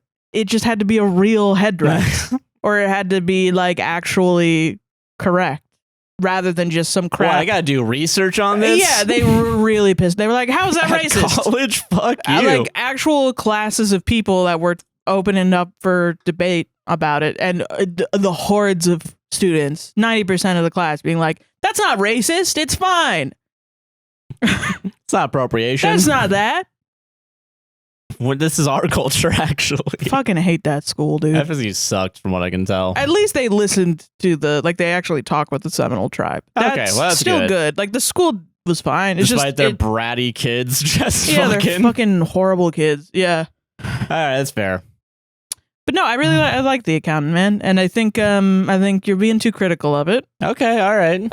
I think you wouldn't be as critical about it if you were like, if it was like 10 years and you go back and you watch the first John Wick. I think you still might be like, that's slow. Okay. You know? No, I get you. All right. And I think you might be like, wait, what the fuck? Why is this so slow? And I think it's because we've gotten quicker. Okay. And I think also, I do think it is a very boring movie. It's more boring than most that came out at the time. So I will validate you there. Yeah. But I think, I don't know. I think it's good to watch a slow movie every once in a while. Maybe that's just my opinion. That's fair. Maybe I went in with the wrong expectations also. I thought it would be more action focused as opposed to... Yeah, because of Belt. I know. Yeah, and I mean, listen, Belt is awesome. Belt is great. big, Belt is awesome, love. but that is the Belt only... Is love, Belt is life. Yeah, that is the only action sequence that's like, Yeah. Does he... Is this... Am I mixing this up with Russell Crowe in A Beautiful Mind, or does he actually draw numbers on a mirrored window? On a glass window. So yeah, that's what he. Okay, so that's also when we were talking about Anna Kendrick, being she definitely is more neurotypical, but also the way it's like Ben Affleck's like a super genius with numbers or whatever. Yeah, he loves numbers. So like he goes through the entire 15 years of what's it called, books in a night, and so he's just like drawing it on like glass windows, whiteboard, shit like that. Yeah. And like he solves it all basically in like a night, and she's like, "What the fuck? You're crazy." Yeah, and they do connect with it, so they're like, she's proud of him and like is excited because they find like they keep using threes in the hundreds digit, so even if they're using random numbers. Which you say that's crazy, but that actually is like no, I bet that's real. No, I think that's my mom would say constantly. Like after a while, you just kind of see patterns like that. Like if these things add up to a 9, then it means that they didn't put in enough money or something.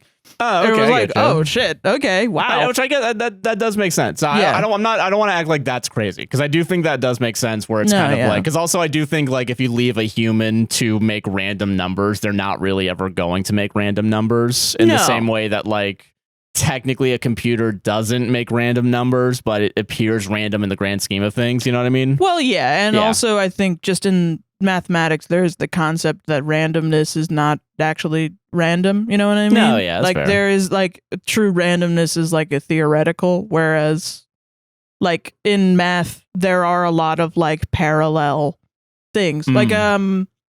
If pi continues to go on for a certain number at some point, it's like it's not just a string of random numbers. There's like a set amount. Like the people that memorize pi, they're not just memorizing a number. They're also like they have like a thing in there. Yeah, that makes sense.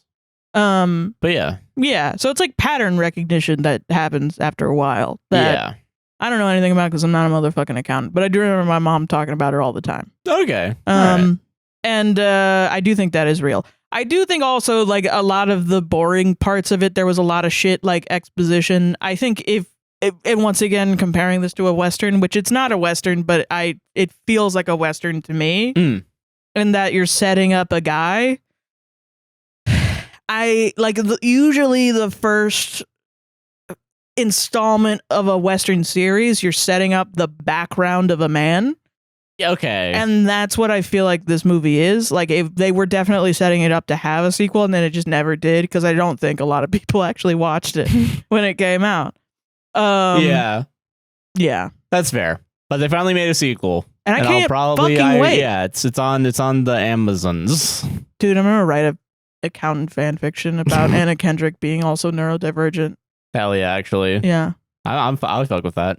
It does Anyway, feel he a finds little... the crime and everyone saves the day. Yeah, Sorry. he saves the day, of course. Whatever, who cares? It was the CFO, but the CFO was doing it but actually it was the CEO doing it, and he kills his sister or wife or whatever, and then and because he wanted to go public, and he was doing it for the good or whatever. That's what he believes in, whatever. Who cares? Yeah, accountant kills a bunch of people. Yeah, I also like the idea that because it is like a common thing that is like, well, the actual guy that knows everything about your shitty business, your criminal business, would be the accountant. Yeah, like that's a common concept. I think that's fair. Yeah, it's like most white collar crimes are like money laundering schemes. Yeah, and therefore the person that actually knows about the crime is the accountant. And so I think it's funny to also give him a gun. That's funny. That's fucking funny. Accountant with the shotgun. That's my new accountant with a shotgun. That's a great idea, and they already made it. It's Ben Affleck's The Accountant. Well, it's more accountant with a sniper rifle. It's more accountant with a goddamn belt buckle. That's what it motherfucking is. And that's awesome. That's awesome. So dude, anyway, if it's all belt, he's just whipping belt around the whole time. That'd be great. Like in accountant talking to the new the John Lithgow, but he's still whipping the belts around. I think that would be great. Yeah. All right. Okay. All right. I fuck with it. Landerize the accountant. Yeah. That's Yeah.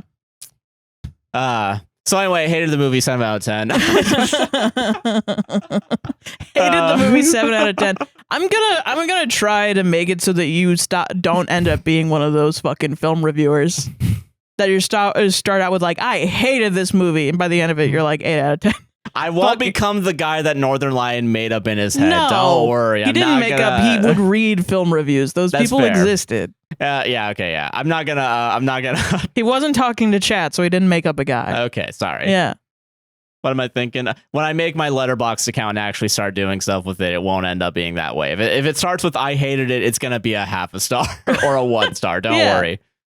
Just be impeccable with your word. Words matter. I get it. Yeah. You want to go to ads, by the way? Yeah, sure. Words make money. Gotta pee. Fuck this. I'm out. Fuck this. Welcome to the ad break. Woo! Hey, are you enjoying this podcast so far? I know I am. Then you better like, comment, subscribe, hit the gosh darn bell, hype, whatever that is on YouTube. It's a new thing, man. It's YouTube sent me an email. It's like, hey, hype is a new thing. Oh. Looking at the YouTube live streaming stuff, because I'm gonna be live stream. I've already live streamed by the time this has come out. But you're getting back into live streaming. I'm getting back into live streaming. Looking at all the live streaming stuff, there's so much new crap. What the frick? Yeah, I don't get it, man. I'm too old for this. Too old for this. I need to get a Gen Alpha to be the social media intern to. Don't say that. People are gonna email us thinking that we take interns still. Don't do that. We don't. We don't. We don't take. But when we do. No, we won't. We're going to pay people when we have money. Yeah. But yeah, that's all on YouTube and raise 5 stars on Apple and Spotify podcasts. Mm-hmm. And if you want to support the podcast financially, there's a couple ways to do it. How, Josh? You can go over to buymeacoffee.com/APWSTR. But I don't know what that means. For $3 a coffee, you can send as many coffees as you like. It's a nice little tip, basically. You can leave a nice little message and we'll read it out on the podcast. Well, what if I wanted to send something hateful? No, you're not going to read it. Oh. Yeah, I'm not gonna say. So I get my money shit. back? Fuck no. Oh, I think money in my hands is better than money in a fascist hand. I think that's what I agree. Yeah, that's what I agree. That's what I fucking said. That's what I agree. You agree? Agree. That's what I agree. But we have some coffees this week. Thank you all very much. Thank you for sending us coffees. It's very late. Yeah, I'm tired. It's day 2 and it's very late. I feel like I've been on all day. And now it's time to go off. Now it's time to go off. Fox and Thigh High Socks bought 5 coffees. Thank you very much. Hell yeah. Welcome to the Fox and Thigh High Socks. I look forward to these every week. Not gonna lie. Also, this is why I was like, we can do a warm up for the ad read as a warm up for us today because there's going to be a question in here that I completely forgot. But Fox and Thigh High Socks is making us do icebreakers every week. Yeah, just to get back into podcasting. Doing a show. Yeah. Heyo. I've been thinking about homebrew D&D races a lot lately. So my question for you this week is, what homebrew races have you come up with in the past, or can you come up with now that you'd like to see in D&D? Okay. Also, what classes do you think could be fun with these races? I'm currently playing a homebrew humanoid porpoise species. My character is an Orca barbarian named Orcana. Yes, Arcana does get confusing when mentioned. That is really funny. She started out as a badass gang leader based on Gang Orca from MHA. Think sexier. My Hero Academia. My Hero Academia. I believe. Yeah. Okay, My Hero Academia, but sexier, I guess. I don't know who that is, but okay. Yeah. But now she's a Warrior Cats ripoff who's obsessed with the idea of eating vampire fish, sleeps in alleyways, distracts baddies with her blowhole, winking emoji, Nice. and making continuous mentions that her arms are so huge they count as 2 extra people. That's funny. She named them A and Pex and calls herself the Predator. And together they are an apex predator. Hold for applause. Yeah, I am also thinking about making her a bardbarian so she's sing whale songs. Anyways, as always, love the podcast, so stoked to hear what y'all come up with. Yeah. 6 fox emojis, a woolly mammoth emoji, and then 6 more fox emojis. The emojis kill me. Yeah. At the end of every Fox and Thigh Socks question. It's like, what's the, yeah. I think they're a test to see if I know how to count. Yeah. They're going to get you. They're going to get me one day, man. Yeah. One day. Homebrew races. Okay. Weirdly enough, we're doing a campaign. We did it today that Yeah. is animals. Like Themed. I'm Gatorade, the Gator Fighter. Pretty good. And I know I know when we talk about Gatorade in the moment, Yeah. we talk about Gatorade like holding the sword with his teeth Yeah. and like the holding shield with his tail. Yeah. I do think of Gatorade as like a Disney-esque character sometimes where he's just walking around on 2 feet with both the things up. So, and I know And that's his, not like, what it tiny is. arms. Like, Yeah, he's literally. really long. Yeah. But he's got tiny arms. Yeah. That's I still awesome. think that, yeah. And he kind of That's like cool. moves around in like a cartoony way. Like That's crazy because whenever you move him on D&D Beyond, you kind of talk about it and you kind of wiggle like a gator. So I think I just do that for fun. I do that for Steven Jenkins. You just normally yeah, okay. Because he's a He's a magic man. Yeah, no, Josh yeah. comes at his characters all the time with the concept of Yeah. Yeah, so we've done a lot. I've done one of octopus is a big one because it's Yeah. actually insane how much a fucking octopus could do. One Make of him a rogue, yeah. Yeah, one of our characters is an octopus rogue, so he can climb anything, he can swim anywhere, he can fit into any space, tiny, small, medium. He can grapple people if he wants because he's essentially made out of muscle. And it's fucking insane. And I'm proud because the player that wanted to do this character, after a while, he also wanted 2 attacks where he could throw a dagger and then throw another dagger in the same attack. Yeah. So he also took a homebrew class that was like a psionic blade thing. And this was my campaign where I just let everybody run fucking wild. I'm just saying yes. And we'll see how you fucking like it. And turns out they like it a lot. Yeah. Nobody has disliked it. Eventually he was like, we have to nerf my character because it's a possibility that every turn my octopus character Archibald could do 40 damage every turn, which is crazy. And I was like, you think that's crazy? Wait until do you know how many enemies I could throw at you? Infinite. all of them. Infinite. All the enemies. All the enemies. I was like, don't worry about it, buddy. And he was like, but then I have my sneak attack also. And I was like, yeah, that's the only thing that you get. As a rogue, you get that and you get to disengage. Those are your 2 things. The 2 genders. You want to nerf one of them? And he was like, yeah. And I was like, okay, come to the most recent fucking fight. And he's like, man, I wish I could do more. Can I have my sneak attack? No. You said no to the sneak attack. You said no. Remember, no sneak attack. If you had your sneak attack, you could have killed this motherfucker. That gives me the vibe. I've been watching some Red Letter Media videos where it's them doing trivia, and Mike always is so desperate to win that he'll try to make up a new rule like halfway through, and then he loses because of the rule he just made up. I mean, that's the consequence The folly of doing of man, that. man. The folly of man, for real. But there's a duck that is a warlock that has dual wielding pistols and is a cowboy duck named Dusty Jones. Yeah. Who is boyfriends with a grown man, half giant. So he's larger than a normal man. Old Joel something. I don't remember his name. Long John Silver. I don't know, but they're cowboys together and they're in love. And the character that played it, they just got their bastions in D&D. Yeah. Just sent me like a schematic of their bastion where they live together. Just full on and AutoCAD, our boyfriends. Like. Straight up like a full on top down side view, front view. Schematic of his bastion. Awesome. Where he lives with his fake boyfriend. And they have a workshop and they have a little garden. And it's fucking cute. Hell man. yeah. And then there's also a magpie named Saz, who is a warlock of Dendar, which is really interesting. The nightmare snake, which is fun. And yeah, it's just cool. And of course, Marmee, my character, Marmalade. The bear. Yeah. Who thinks she's a wizard, but she's actually a sorcerer. Yeah, and I think they're all fun to play too. Yeah. Do I think they'll ever be in like base D&D? No. I don't even know. I can't even think of a base D&D. There are bear race D&Ds, Oh, but really? this isn't like, it's not like, I'm sure there's going to be like a humanoid version of animals. Oh, yeah. Yeah. Probably. Like, there's the Githyanki or like snake people. Yeah, like more like reptilian kind of, yeah. And like turtles are turtle people. And the grung are frog people.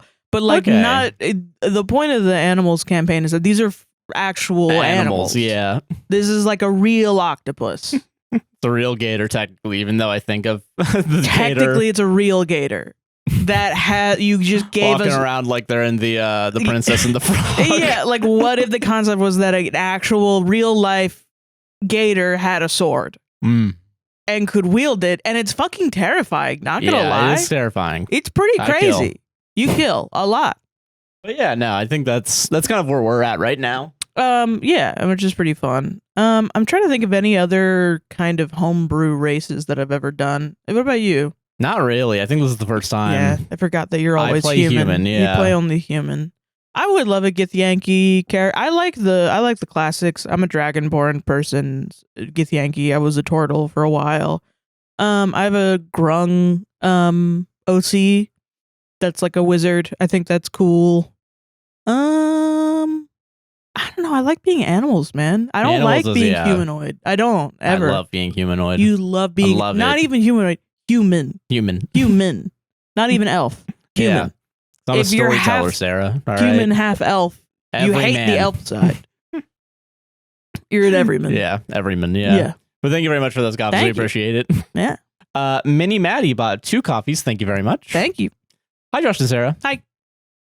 End of bunch. Bye. Bye. Been listening for a good year or so now. Binged all the episodes and caught up to now. I love the show. So great to listen to people who share the same values and tell stories I can relate to. Oh, thank you. The old fanfic / Wattpad segment brought me back to when I used to write Josh Hutcherson and Teen Wolf fanfics. Send them in. And the current... we'll read them. We'll give you a whole $1 to just... Free Patreon for a year if you send it to your... Yeah, we'll do it. That way you can't sue because we technically gave you compensation. Okay. That's what now we're thinking of portals. And the current Josh Mansplains segment just brings me joy at the chaos of movie making and storytelling. Hell yeah. Hope you enjoyed The Accountant. I hope so too. And for that reason, I would love to hear Josh Mansplains Dicks the musical because it is the most unhinged, chaotic, hilarious things I've seen recently. And trying to explain it to people is even funnier. Nice. Keep up the good work, but take care of yourself. Freeze Palestine, Sudan, and Congo. Lots of love, Maddie from Scotland. Hell Dicks yeah. the musical. All right. Dicks I'll add the that musical. to the list. I will. Maybe. You ready to watch a musical movie, boy? Fuck. I don't know. I feel like I did see it, and I saw the trailer for it, and I was like, that seems like a funny concept, and then I just forgot it existed and moved on. There's probably a lot of movies like that. Yeah. So we'll see. I'll add that to the list of potential. But we gotta watch The Accountant too. We gotta watch The Accountant too. I'm sorry. But yeah, thank you very much for the copy. Thank We you. appreciate it. I'm trying to think of what else. Oh, Patreon. Speaking of, patreon.com/APWSTR. We have exclusive content up there. We try to get it out whenever we can. Yeah. We also have early releases when we're available to do it. Yeah. But also guaranteed ad-free. No ads. Guaranteed if you're listening on ad-free. an RSS feed like your Spotify or whatever. Yeah. There's no ads in it. There's no ad segment like this. So unless you willingly want to go listen to it. Yeah. But we release in both the video and audio format completely without any ads. So you're expended $1 to have a very convenient listening and watching experience. Yeah. And then there's also extra content to all the Sarah versus Matt Damons, the early Thus Book Zarathustra episodes, my solo episodes. There were some book club episodes that we did that we haven't been doing. We have to catch up on at some point. But you do also have access to the Discord. Where you can join the book club. Yeah, and talk about our current book, which is Aberrat. Yes. Yeah. We'll be reading that. It'll be talked about on October 5th, I think. Yep. First week of October. But yeah. Go to patreon.com, APWSTR, if you want to support. It is so much better than ad-supported media. So please consider subscribing if you can. Yeah. I'm also on Twitch, twitch.tv, a guy named JC, if you want to use a Prime sub, if you have Prime. And just stop giving Bezos money. Yeah. And also, I'm streaming now, I guess, on YouTube every Monday at, I'm going to say 2.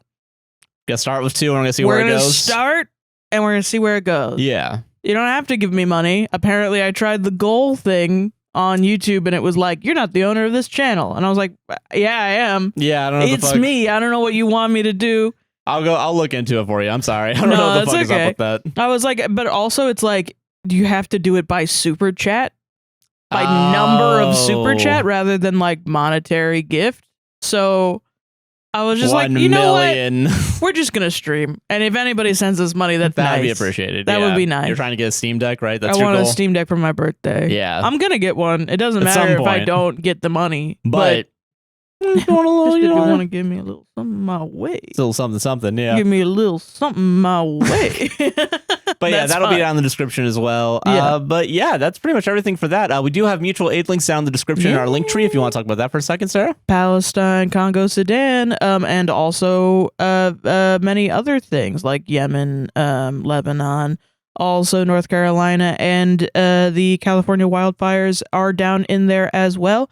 If you want us to put in a link, DM me on or send it to my asks on Tumblr. That's oheron.tumblr.com. That's THATSOHERON.tumblr.com. That's THATSOHEERON.tumblr.com. Hell yeah. And coming at you live from NPR. Yeah, we're Do just you think smooth. they've ever been like coming in your mom at NPR? Do you think that's I think ever someone's happened? probably done it as a bit, sure, but they right? probably haven't put it out there. I think NPR, they're probably on a huge delay. Coming at you live and inside of your mouth at NPR. Anyway, thank you all for watching so far. Enjoy the rest of the episode. All right, Reddit time, dude. All right, I'm ready, man. I'm excited for this. I don't remember any of my stories, so they're probably all garbage. Oh, good. So it's just on me. It's then. on you, yeah. No, it's okay. Pick up the slack in today's episode. This one's pretty good. Not gonna lie. Okay, all right. I'm ready for it. Yeah, there's slack. Yeah, you're so you've been carrying the whole dude, episode, what haven't you? Atlas parentheses me shrugged. Yeah, this is from D&D Circle Jerk. Okay. We're going to the well, man. All right, let's go to the Know well. what I We gotta mean? drink some water. Yeah. We gotta drink some water, so let's go to the motherfucking well. I'm leading a horse to water, and I'm forcing him to drink. And then I'm beating him to death. Yeah. Apparently, I am the asshole for shitting myself over boob armor. Shitting yourself over boob armor. Yeah. Like literal shitting yourself? I guess we're gonna motherfucking find out. All right, bitch. okay. Yeah. Okay. I saw one of the art for a character sheet of this particular type of player, parentheses, woman, end parentheses. And it made me rage so hard I shit myself. It is 2025 and I have watched over 6 videos on boob armor being wrong, and ones went to a medieval fair?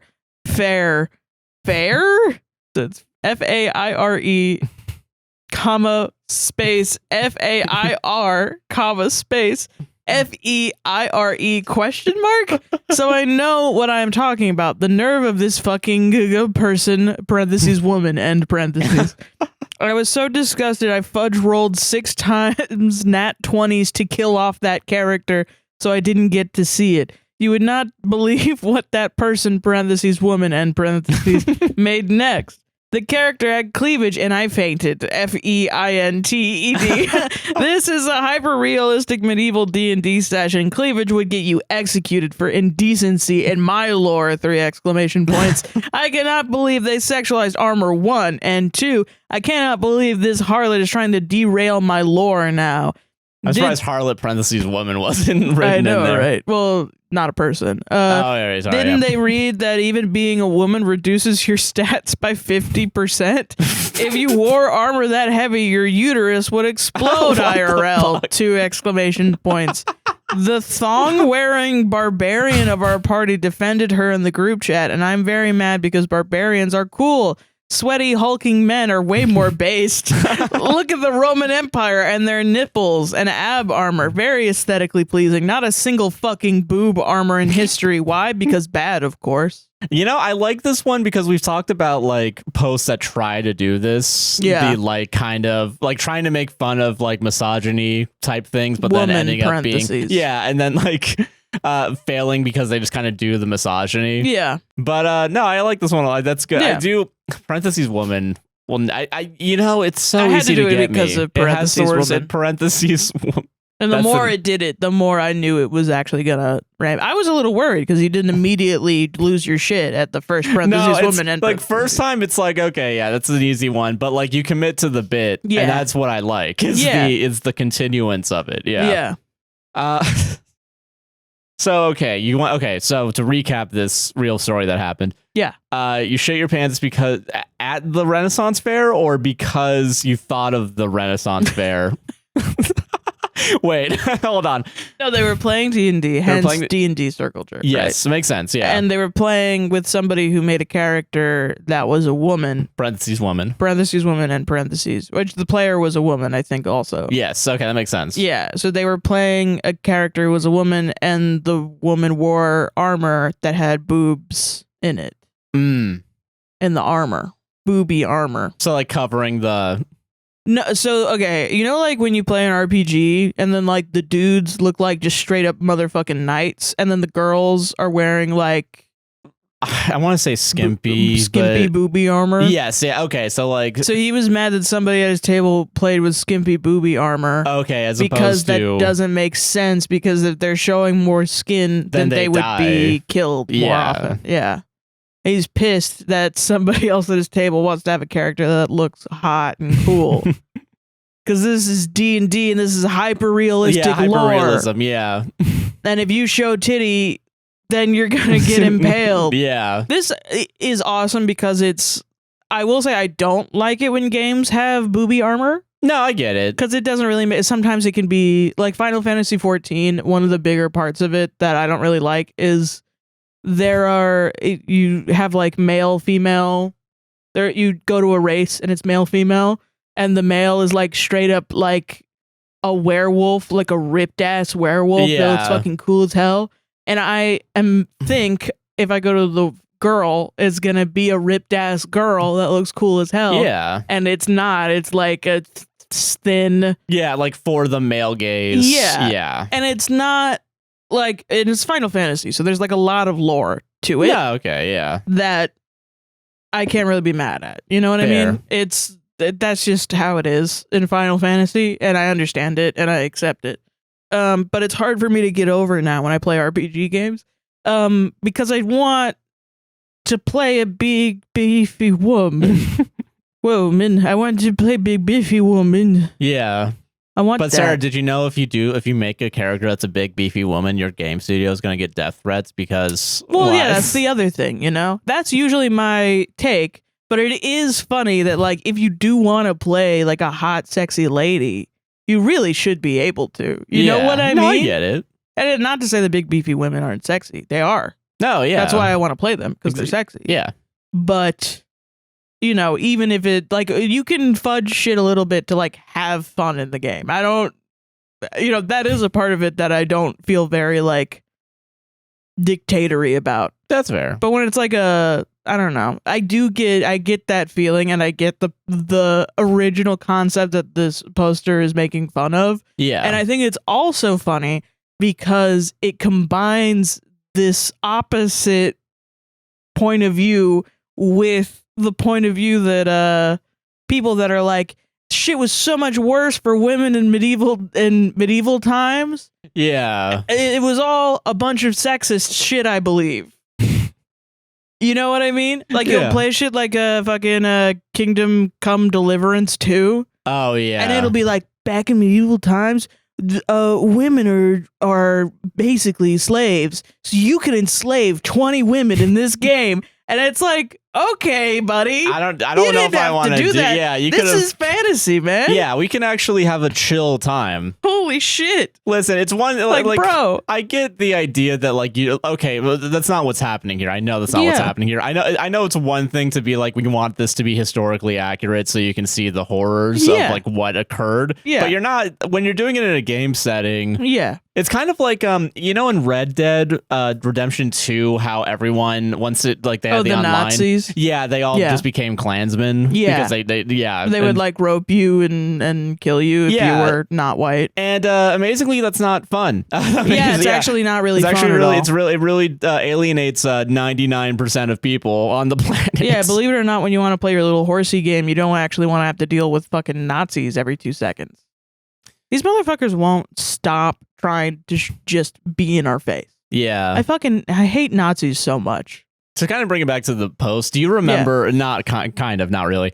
I remember a Mega 64 video from like 2 or 3 years ago, because there was like, I think, a fighting game. I don't remember what game it was. Yeah. But they redesigned the female character's costume. Yeah. To basically from before. Here's what it was before. It was like this before. Yeah. And it was this afterwards. Yeah. And every man lost their mind. No! Yeah. Yeah. And then like their ass, instead of it like being full on just like bikini, it was like booty shorts. Not even like, it was still more revealing than that. And everyone was like, this is hurting my freedom. Yeah. This is against my freedoms. Yeah. I don't know how to describe it, because I do like I've gone on record and said like I like a scantily clad woman as well, but I also am like, it has to have a vibe that it's not objectifying, even though inherently it is objectifying. But it's like, I have to think that like a woman made this objectifying piece of art somehow. Consent's probably not the right word for it, but like, it like that kind of vibe of like, I think if you got a group of people together of different genders, races, etc., everyone would be kind of like, okay, I understand what we're doing. This is okay. Awesome. Yeah, this is great. Yeah. Yeah. But I get what you mean by it has to have a vibe. Because like if Call of Duty came out tomorrow and then like all the female versions of your character were just like essentially naked, like Dead or Alive extreme volleyball. Yeah.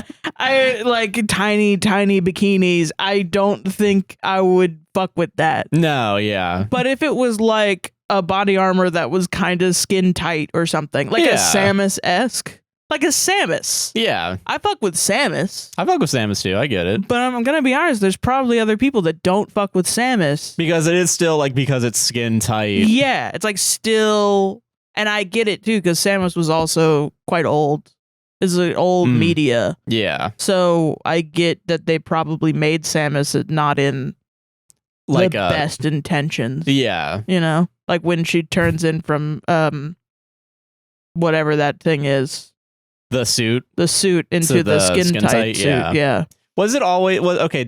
Real quick, I want to ask this question before I make. I think they revealed that character was a sexy lady, and everyone lost their damn mind. Yeah, because it was woke. No, it's actually so not woke. It's like the skinniest, thickest, blonde-haired, blue-eyed lady just on virtue of woman, I think, is why it's woke. Woman. Yeah, that's so fucking funny.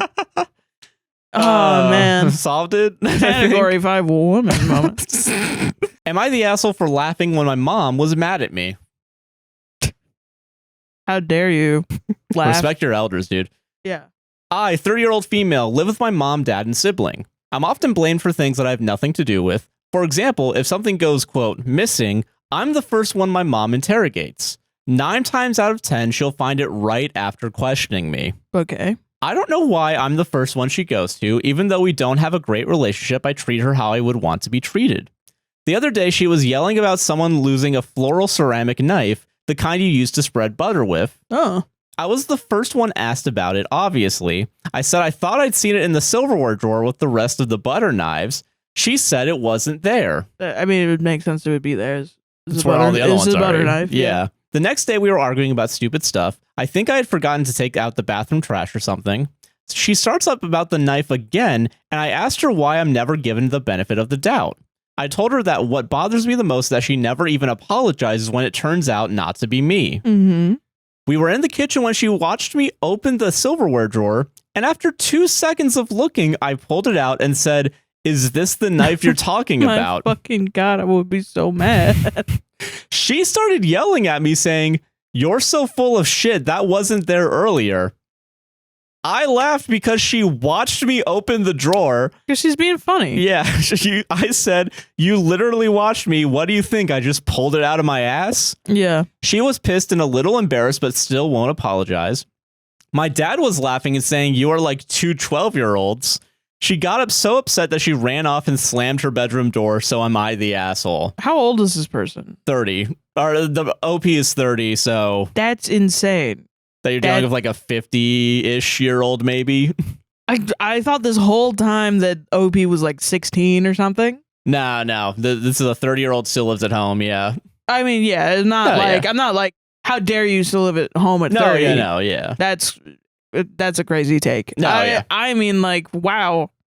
Why is your mother treating you like you're 8? Yeah, when like you're a 30. toddler. Like, if I had to deal with this shit at 30 years old, I don't know. When was the last time you had your parents be like, "Did you steal this?" I don't even, because it would have had to have been pre-21. Yeah. But even then, like, I don't think I've ever gotten interrogated on like something getting stolen unless I was like a teenager. Yeah, I guess. I don't know. I was always like, because if something went missing in my house, they would just ask, "Hey, do you know where this is?" Yeah, because they're healthy, well-adjusted people. Like, yeah. I don't know. Mine was always be like, did you take this? My brothers would also be like, "Sarah, did you take this? Like, did you take my beer, you 8-year-old? Did you take this fucking thing? Blah, blah, blah. Sarah, do you have this?" And it was like, for no fucking reason other than they needed somebody to blame. I don't know why. I feel like it's a common-ish thing in not good families. Oh, because I mean, if you're going immediately to blame. Yeah, you're sowing like a seed of distrust. I don't really get why people do this. Is it like an insecurity thing also where it's like you lose something? I think it's just a toxically elevated version of like, do you know where this is?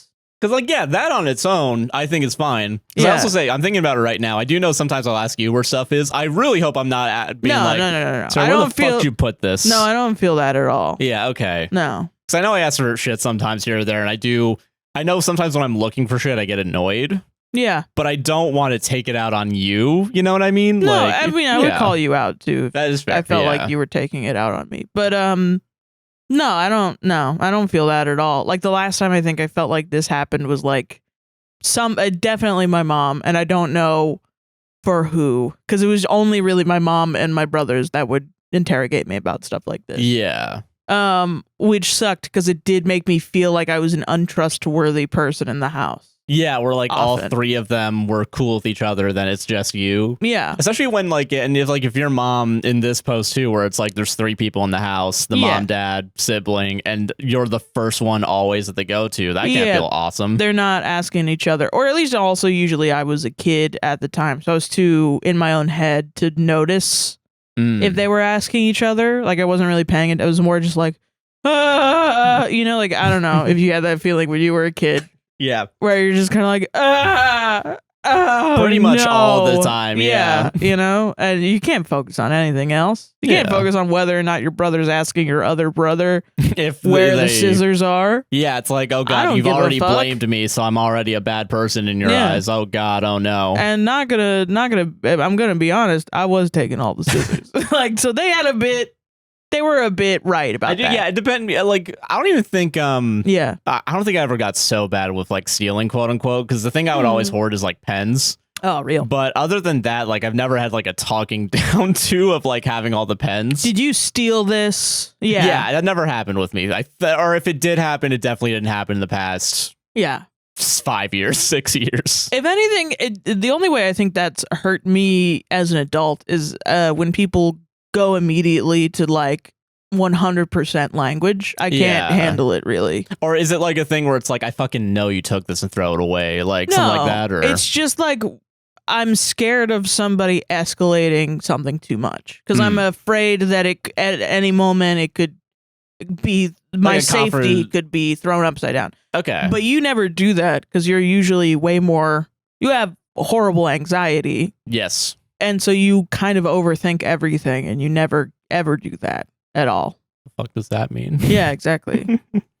But yeah. So you're more likely to be like, hey, is it like you could be simmering with rage inside. But out the outside, I'm knowing like... I did something.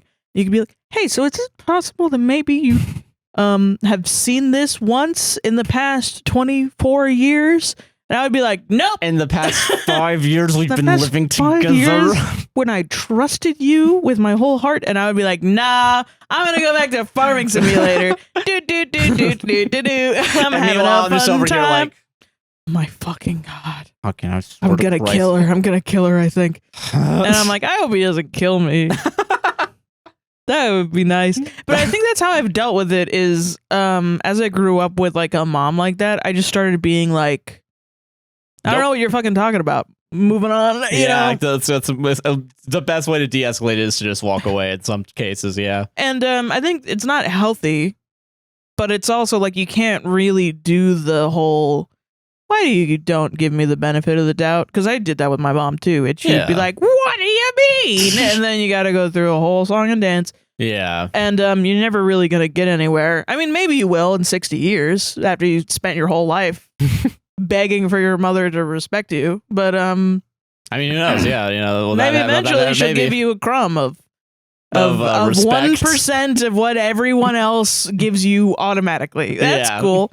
Yeah, I don't know. Can I real quick say fuck the dad in this scenario also for calling both of you 12-year-olds? Yeah, what the fuck was that? One of you is actually just saying, hey, I was right. I mean, just enabling ass bullshit. Yeah, okay, maybe that's one of the things I'm taking away from this. Is that vibe gives me the same vibe that I had growing up where my parents would call me a smartass. Yeah, I get what you mean. You know, that's one of the things that I think has stuck with me a little bit. Yeah, especially when the more I think about it, there's like, a lot of times where I was called a smartass when I was just being right, you know? Yeah. Not all the time. It's kind of just like everyone, you got a family of like everyone likes to be in on the same thing, kind of.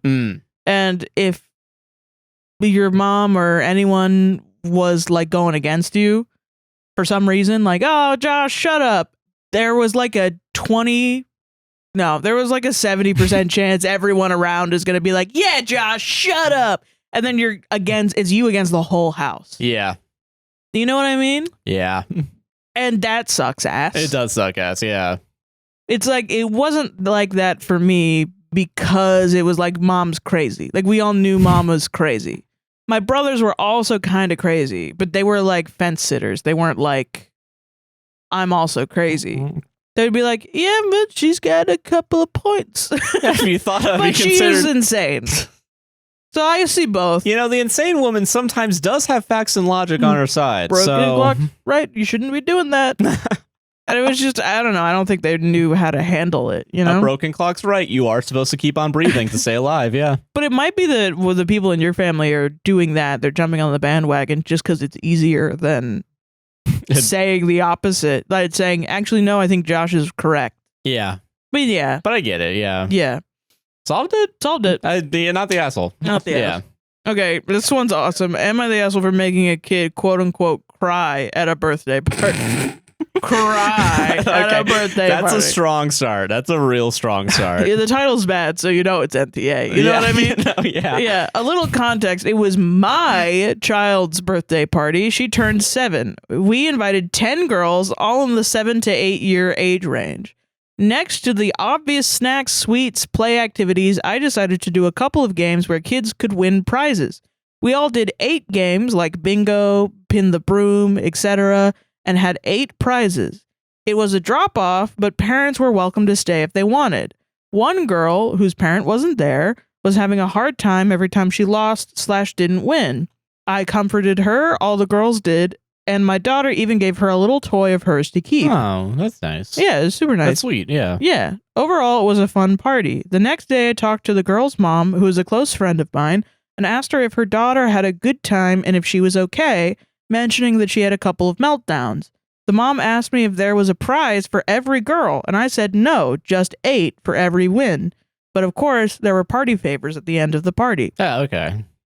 The mom was a little upset, but nothing too bad, and I thought that was that.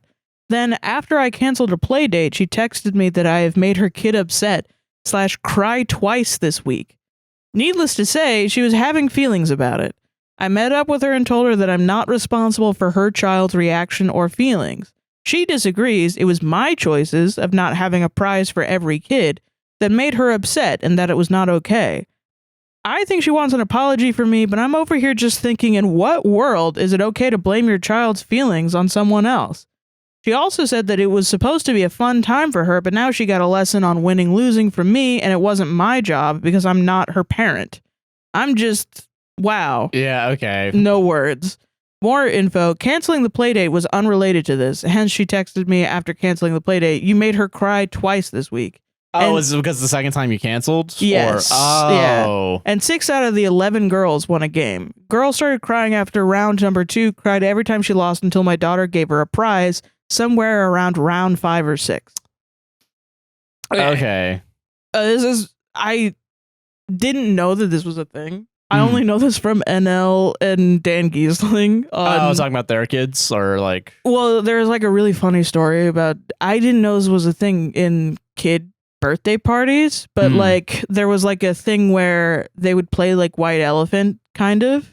Oh, okay. With kids. They would all sit around and a kid would choose like a birthday gift. And then they would all like either like hot potato it around and then they would open it and then you like wrap it 8 times or something. And then after 8 times, it's supposed to land on the birthday kid and they get to open the present. Oh, okay. So it's like, they, whatever. Right. But, and then there's like a bunch of other gifts that are like you open one and it's empty. I don't know the rules. I don't know. Exactly. I'm not a parent. Yeah, I've never done this before. I'm not at liberty to. I've never fucking heard of this. This did not happen at any of my birthday parties. But it's like a trend where or a tradition where you wrap a bunch of gifts and some of them are empty and some of them have toys in it and the birthday kid gets the toys and other people get nothing. Okay, that sounds more hardcore than this. It's fucking crazy. That sounds like someone who hates kids. That's the original. Had to go to a birthday party one time and I was like, how do I ruin 90% of these kids' day? So fucking Dan. Because that's the original version of the thing. Okay. But then of course all the kids are upset. So they've changed it to just some of the kids get shitty prizes and the real birthday boy gets like good prizes. Okay. So like you go to the dollar store, you just get a bunch of stuffed animals and the kids open it up and you get like a $1 stuffed animal. Okay. So the kids at least have something and they don't feel like they open up. Okay. But Dan was slow on the uptake about this. So he was like, no, I'm going to do, because this is about winning and losing, because Dan Giesling is like a coach for his kids. Also, so he's big on the winning losing stuff. And also on the Big Brother scale of I went on a TV show once and I bootstrapped my way. I bootstrapped my way up there. He did though. He did though. He did do that. Listen, he did do it. He really did. Listen. Okay.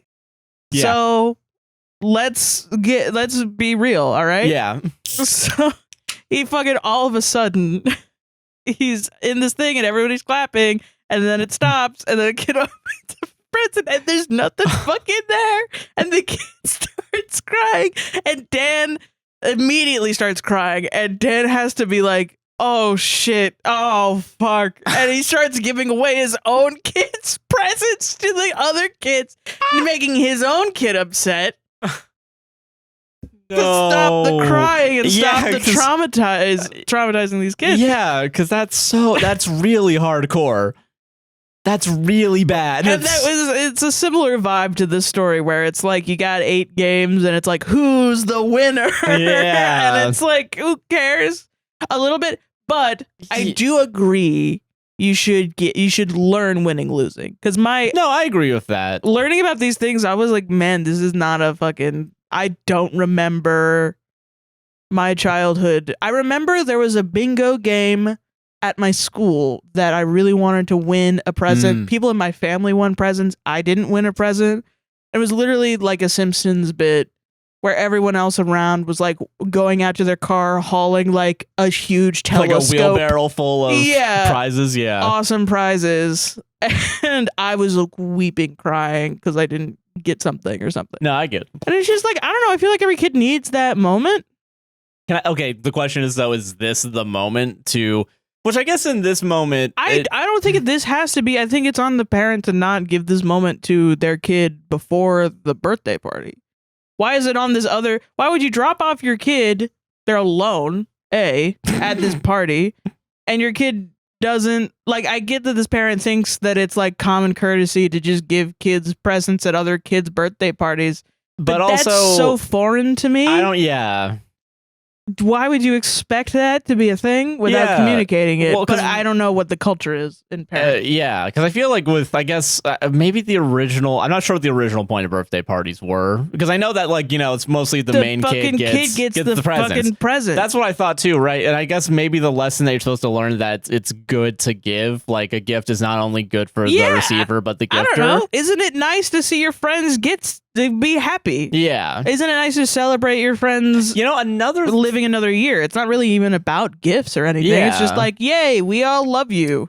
But that's what it's supposed to be. God like. Forbid that. Yeah. But Sarah, money consumerism, we need that. Well, But I mean, that's something that I just think is so gross. Like that it's become this whole like, no, we have to give these gifts to everybody just to stop our kids from... Why are people so scared of their kids crying?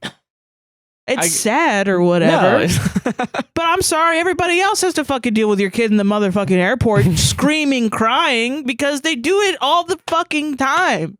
You can't handle it at some other kid's birthday party because you're what, embarrassed in front of the adults? Shit, man, I don't know.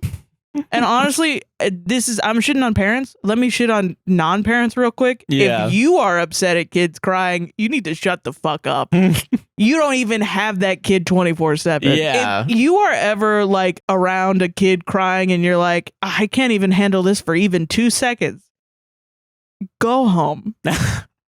At least you can go home. Yeah. And you can then, like, in silence, just fist bump in the air, being like, fucking, I don't have to worry about kids. Yeah, thank God. If we stop judging kids screaming in public, I think maybe these kids would just be allowed to scream and get over their shit, you know? No, I get it. Because it's not like kids should never scream. They need to learn their emotional regulation on their own kind of terms, you know? Yeah. I don't know, but I also know nothing. So who am I to say? You know, another thing that I think kind of makes this a little bit extra. There's some hardcoreness on the scale, right? Yeah. One is the white elephant where you just open up all the motherfucking which I gifts. do think, listen, you shouldn't have done it in the first place because I do think it's a little silly. But like it is kind of so hardcore. Sorry. It's just like not thinking, I think. It's like, I did this is fine. Which I'm also doing right now, is I never had this and I was fine. Is there a hardcoreness to the fact that, okay, so what was it? It was 10 girls at this party, right? 11. Like 11, 8 gifts, so then guaranteed 3 people are getting fucked over by... 6 girls won. So, yeah, okay. So some won twice. Yeah. At least. Is there a hardcoreness to being part of, like, an othered group? I think you're gonna be othered. I think it doesn't matter if you're given everything in life.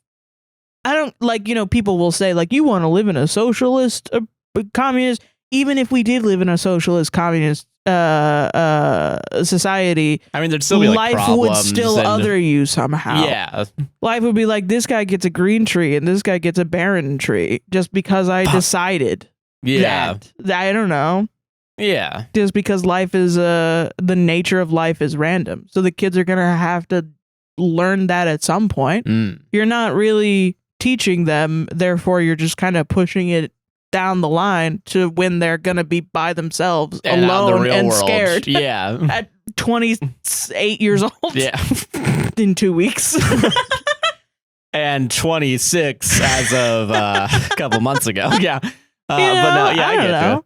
Yeah, because I don't remember learning necessarily winning or losing. I think the most I learned about winning or losing was when I was in high school, and you wouldn't get your play made as when the creative writing. But yeah, I mean, I don't know. And that's also as a creative person, like winning, losing. I learned that a lot in music. Yeah.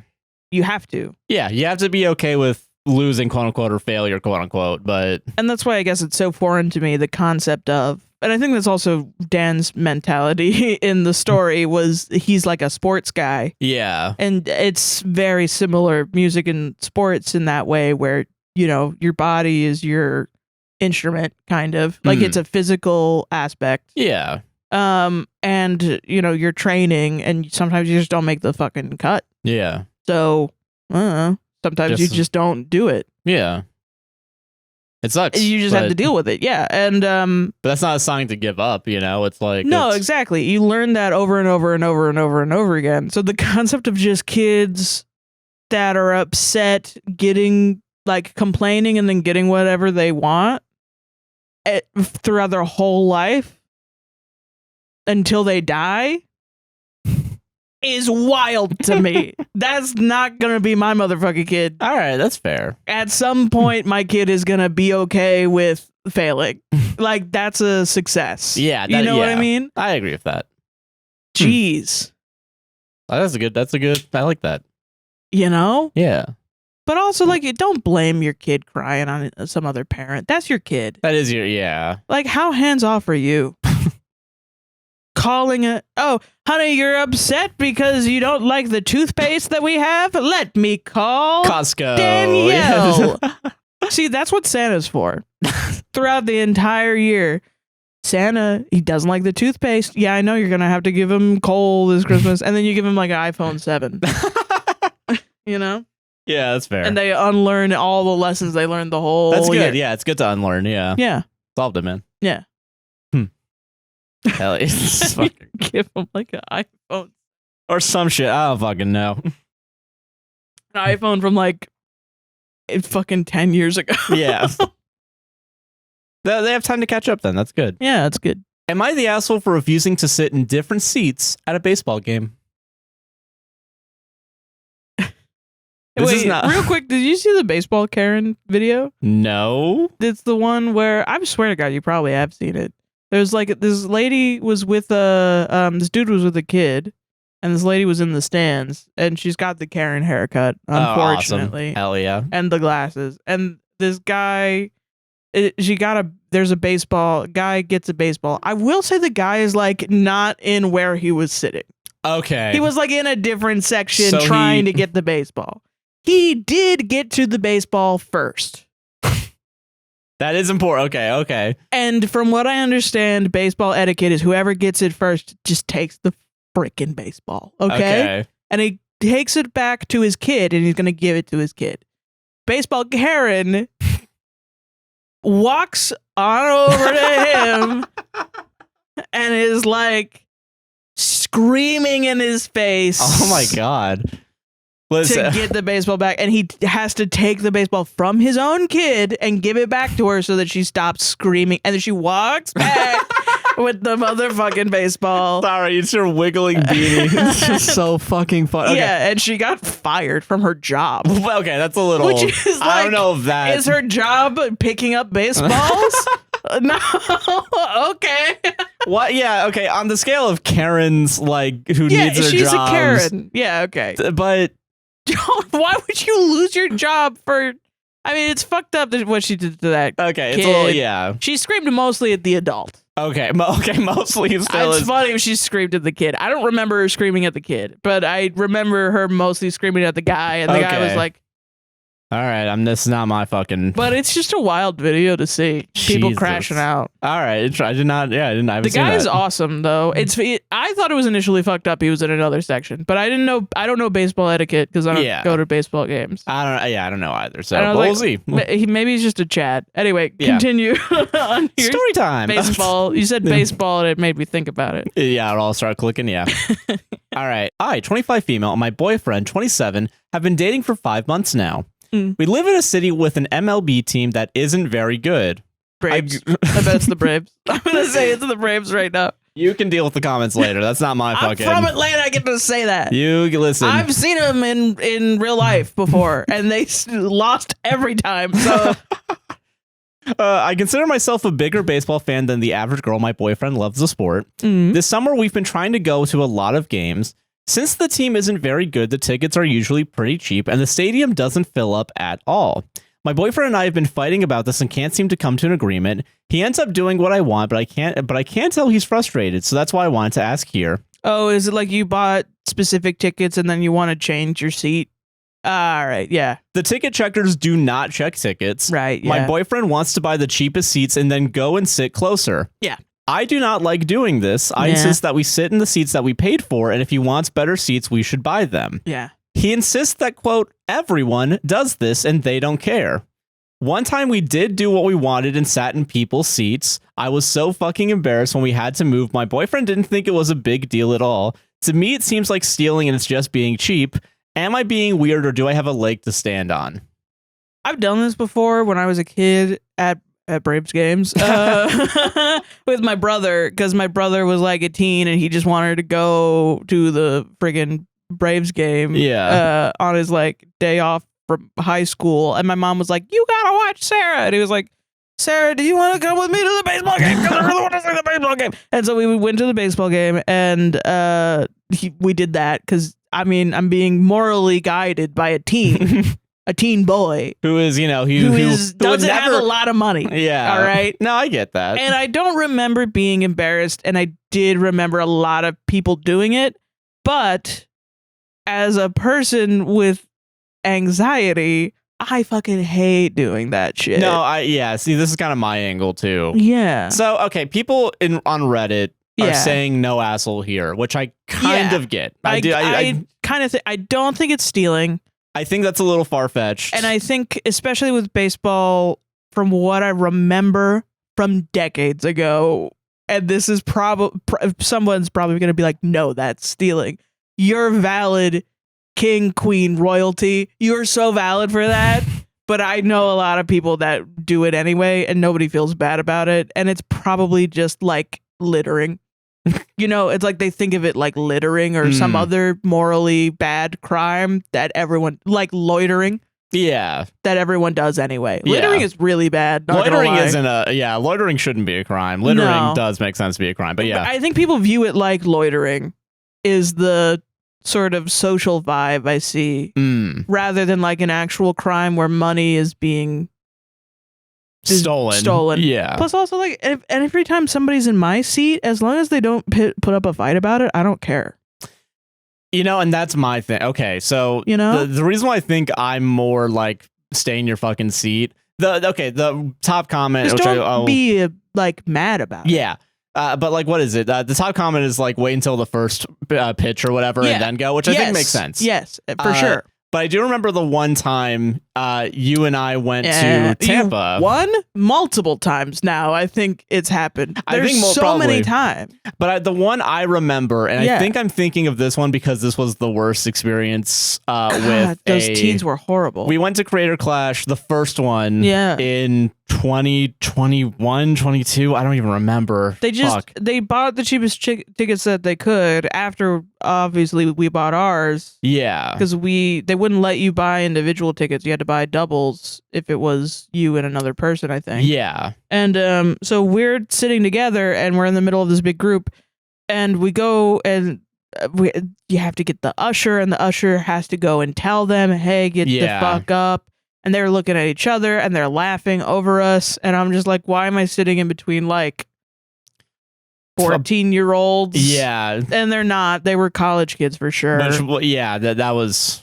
But they're just horrible. And they I was were like, the worst people I've ever... Which I think in my head now gives me a certain type of vibe to a person that does do this preemptively, maybe. How about that? It's weird to me that it's different when it's baseball because of my personal... Like, this is purely... We're coming at this from our own anecdotal experience. Yeah. And I'm sure most people are as well. Not this, like kind of... Yeah. Yeah. Because, like, I don't know. I feel like most baseball fans are chill. Yeah. Like, it's not like hockey where they're going to beat you up. You know what I mean? That is true. I wouldn't do this You would be. It would be not the asshole. Your boyfriend's for sure the asshole if you do it at a hockey game. Yeah. Like shit, man. At Braves, Braves games, people were like, at some point you're baking in the sun, and it was like, get out of there. You know what? Actually, come over here. Yeah, that's all right. Yeah, that's fine. You can be over here. Sometimes people just fucking stand and shit. Yeah, it's like it's like an open air concert. You know.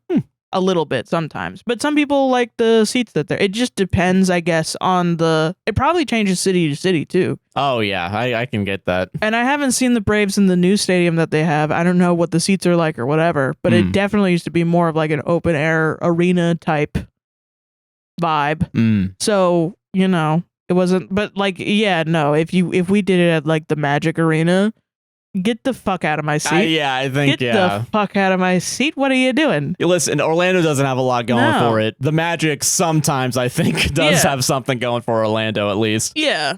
And it is like, if there's nobody around, they're not going to show up. Yeah. You know? I get that. Nobody's going to a baseball game at like, oh, hey, sixth inning just started. Let's go to the baseball game. Like, no. We can beat traffic if we go after it. If we see just the boring end part. Let's go do that. You know, when everyone's leaving the stadium. Yeah, when and the game's kind of already set in stone. Yeah. Because they decided this time not to do a mercy rule, so they're all forced to play 9 goddamn innings. 9 innings, yeah. So they get for fucking being so bad. Yeah, turn off the radio that's going to give us all the information of the exact same shit of if we were there. Turn that off and we're going to go. We're going to see just the last hour of the baseball game. And if somebody's sitting in my seat in a big, wide pool of empty seats, I'm going to scream at them. Like, I think it's a different vibe. Yeah, that's fair.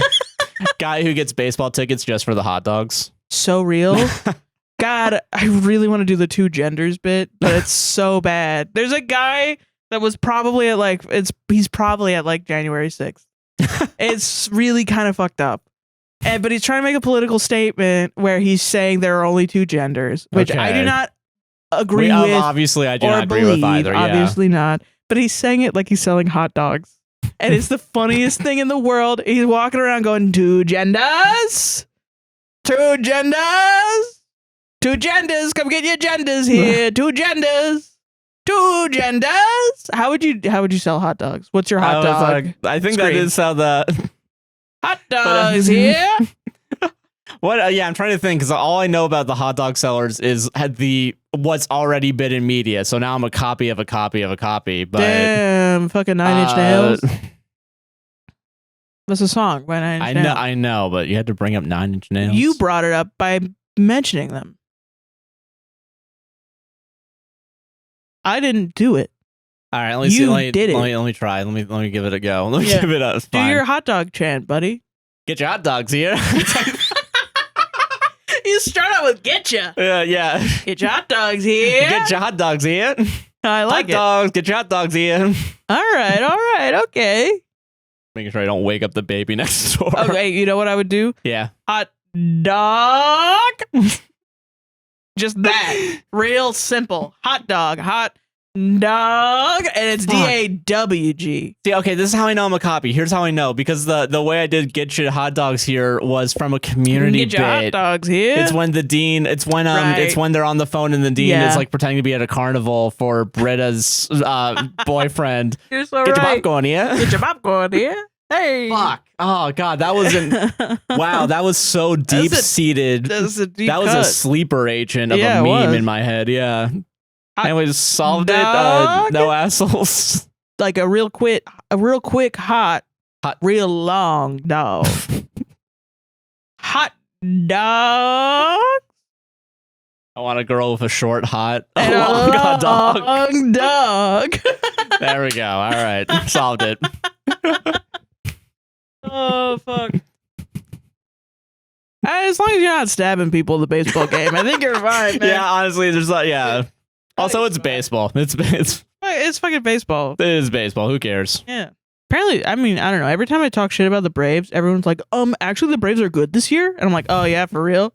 Oh yeah, for fucking I real. buy it. Yeah. As soon as you said that, now there's a curse. Yeah. Now there's a curse on the Braves, and they're gonna suck ass. I don't know if I saw it because there's like a Wikipedia article that's like worse, like percentages, like under like 0.3 or whatever. Yeah. I don't remember Braves being on it that much. No, I mean I think they're just mid. I think they're mid. Which makes them bad. Yeah. Well, it's like I only remember them as being bad is because in my elementary school, in our gym, there were a bunch of news articles about the Braves on the wall, and the last time they had won was like when I was born. So I was like 9 or something, and it was like 9 years since the Braves won the World Series or some shit. Gotcha. But then, I don't know, we talked to that effing Birds guy at MegaCon, and he was like, actually, they did pretty all right. Yeah. And I was like, I'm learning. Yeah, you're learning. Yeah. Thank you. Learning to love the Braves. Yeah. Yeah. All right, but yeah. All right, this is from Tales from the Front Desk. Hell yeah. Shit's cute as hell. Ooh, okay. Are you ready? I hate when parents send their kids to the desk for things. However, all right, yeah. There's always an exception to this rule. I know what's up. So 2 kids, both boys, walked up to the desk. One looks about 5, the other probably 3, with the older one holding the hand of the younger one. Oh, yeah. I'm wondering what's going on since it's almost like 2:30 a.m. The 5-year-old says, "Excuse me, sir. My mom sent me and my little brother." Should I do this in baby voice? I do it in the most mature voice you can. In the most mature? Yeah. Excuse me, sir. My mom sent me and my little brother. He pauses, points to the 3-year-old, and adds, "This is my little brother."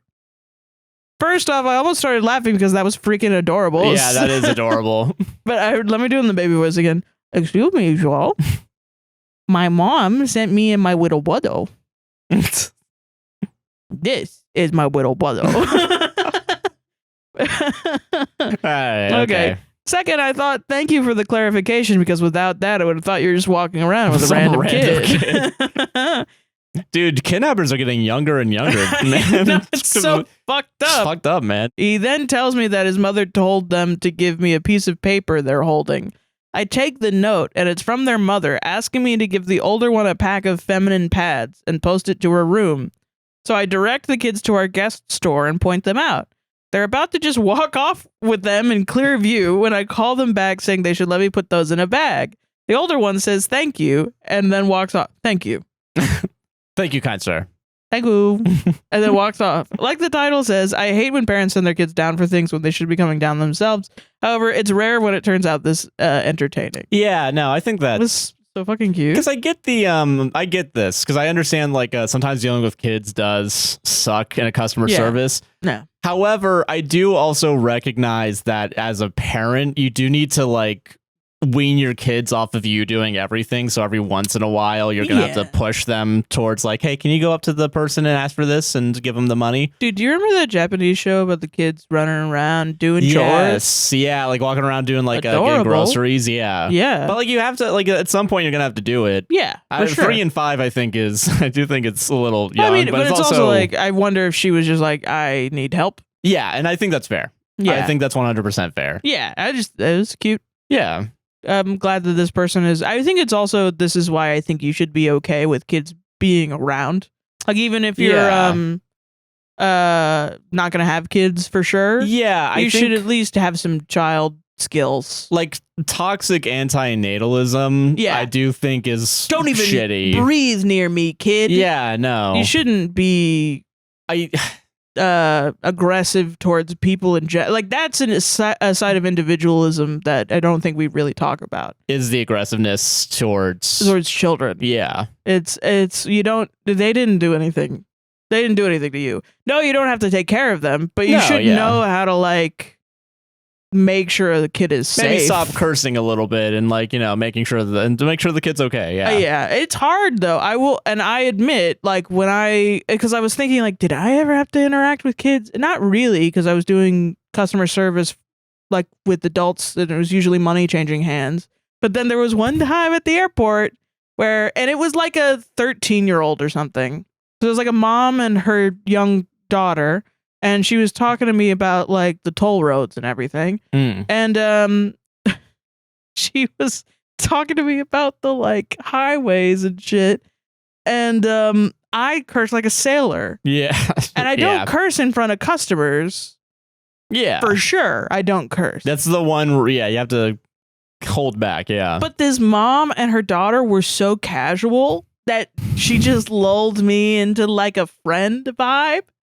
So she was like, yeah, so how, so wait, if I fly in here and I drive to Miami, is that cheaper than just flying to Miami? Because it was really expensive. And I'm like, oh, dude, fuck yeah. Like in front of a 13. And she's like, oh, and she asked for my name and I told her my name was Pamela. Yeah, that's how you do it. You can never say your real name. Immediately I was like, oh shit. I'm sorry. Like, oh, fuck. No, wait. I thought we were vibing here. So sorry. Bro, I can't believe you just killed the vibe by getting mad at me for cursing in front of your kid. It's funny though, because it's like, you think that's the first time that 13-year-old heard the word fuck? Obviously, probably not. Yeah. Like now she's going to go down a horrible path in life because an attendee at the airport. She's now addicted to fentanyl. Because of me. Yeah. Because I said fuck once in her One presence. time, yeah. And I went around laughing so hard, telling everybody that no one thought it was funny. Everyone was like, I can't believe you did that. Okay. And I was like, whoa. Right. Okay, guys. It's okay. It's a 13-year-old. It's Yeah, okay. like, It's let's a one all curse chill. word. Damn. She believes in Satan now. I can't believe it. Well, I mean, isn't that good? Because then it's like half Christianity, right? Instead of nothing. Okay, hold on. At least she's not like me. Where you believe in nothing. Did you bonk yourself on the nose with your own mic? Yeah, so what? The fuck do you care about it? But yeah, no. Okay. I do think I got lucky with kids in both, what is it? Convention Center never had to deal with like front-facing guests in general, so I don't think I had to deal with them.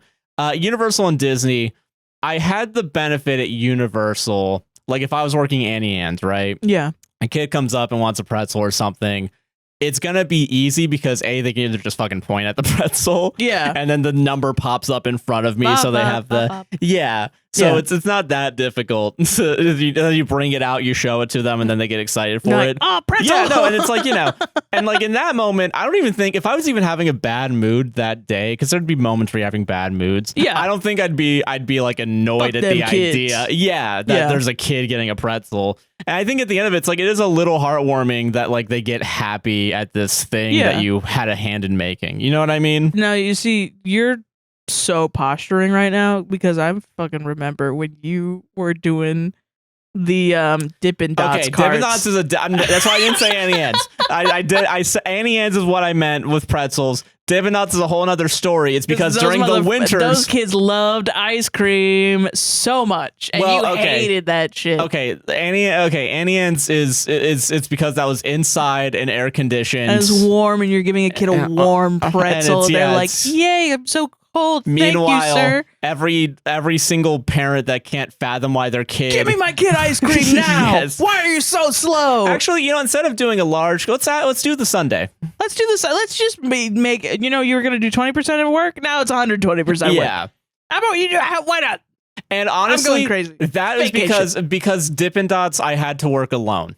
Yeah. And I think 9 times out of 10 I'd be working Dippin' Dots alone. Yeah. But Annie Ann's, there's at least like 20 people in that cart. Yeah. So it's different. It is different. Yeah. Am I virtue signaling a little bit? Yes. Kind of. Yeah. But in reality, it is true that at the Annie Ann's cart, it's different. It was different than at the Dippin' Dots cart where I was stranded on an island alone. Okay. All right. I just want to let the audience know that Joshua isn't like. And if I was at the Coke bottle, no one gave a shit. Yeah, nobody gives a fuck. That was like, oh, you got popcorn, just fucking put it in my mouth. Do it. Yeah, fucking but fucking also at the airport, most of the time I was fine. Yeah. If I was on the B side when they had the Disney Magical Express, it was so bad I had to make my own fun, which is what I like to call kids eating shit. Now, let's talk about it, okay? Let's talk about kids eating shit. We each had a little iPad that we could keep track of our sales every day. There's quote unquote sales. We weren't really selling anything. We were giving away free toll packs. In a separate Excel spreadsheet. No, in the same notes app, because they didn't even give us an Excel spreadsheet. That's how shitty this job was. There would be kids who are so excited to go to Disney, man. They're really excited. Yeah. And now I had to listen to kids scream all day. Yeah. I usually I can- didn't talk to them. I can 'cause- understand with the airport being a very different situation. Yes. And it was like, if I was on the A side, it was like silence. It was people, it was polite British people coming in from Virgin Airlines. Good day. You know where the Universal is? I'm going to the Harry Potter world. How much is a toll? What is a toll? Yes. Oh, yes. We have toll roads over in London. And then on the B side, it's, I want to see Mickey Mouse. And you're like, okay. Bust Oh my that God. way. Keep going that way. And I'm downing Tylenol, And Advil, Monster Energy drinks. Monster Energy, Starbucks, Dunkin' Donuts. But the thing is, everybody's going on their big Disney trip. Yeah. So there's a lot of luggage. And the kids are pulling the luggage sometimes. Yeah. Because sometimes their parents would set them up. All right. This is It's a really fucking more setup. about how shitty the parents were. It would make sense, yeah. They're sick and tired of their kid. They're on Yeah. a plane with their kid for however They long. just got off a long flight. And they just go, hey, Billy, do you want to try and pull my luggage? My adult-sized luggage? You know, the one that we actually had to check in because it was just a pound over 50. Yeah, hey, Billy, you should try this. You've been so excited and screaming at the top of your lungs for 12 hours. Why don't you try this? And then the kids are like, okay, Dad, I trust you, my paternal, guidance guide. Now, some people would say what's about to happen is a traumatic memory. I would say it's a core memory. I think it's a happy memory for Sarah here. And I got to watch as these kids would run full speed like they have been this entire time, now suddenly weighed down like Charlie Brown kicking the football, holding onto the... and falling face first into the linoleum tile. And all of a sudden, my days would go from, yay, Mickey Mouse to, yeah.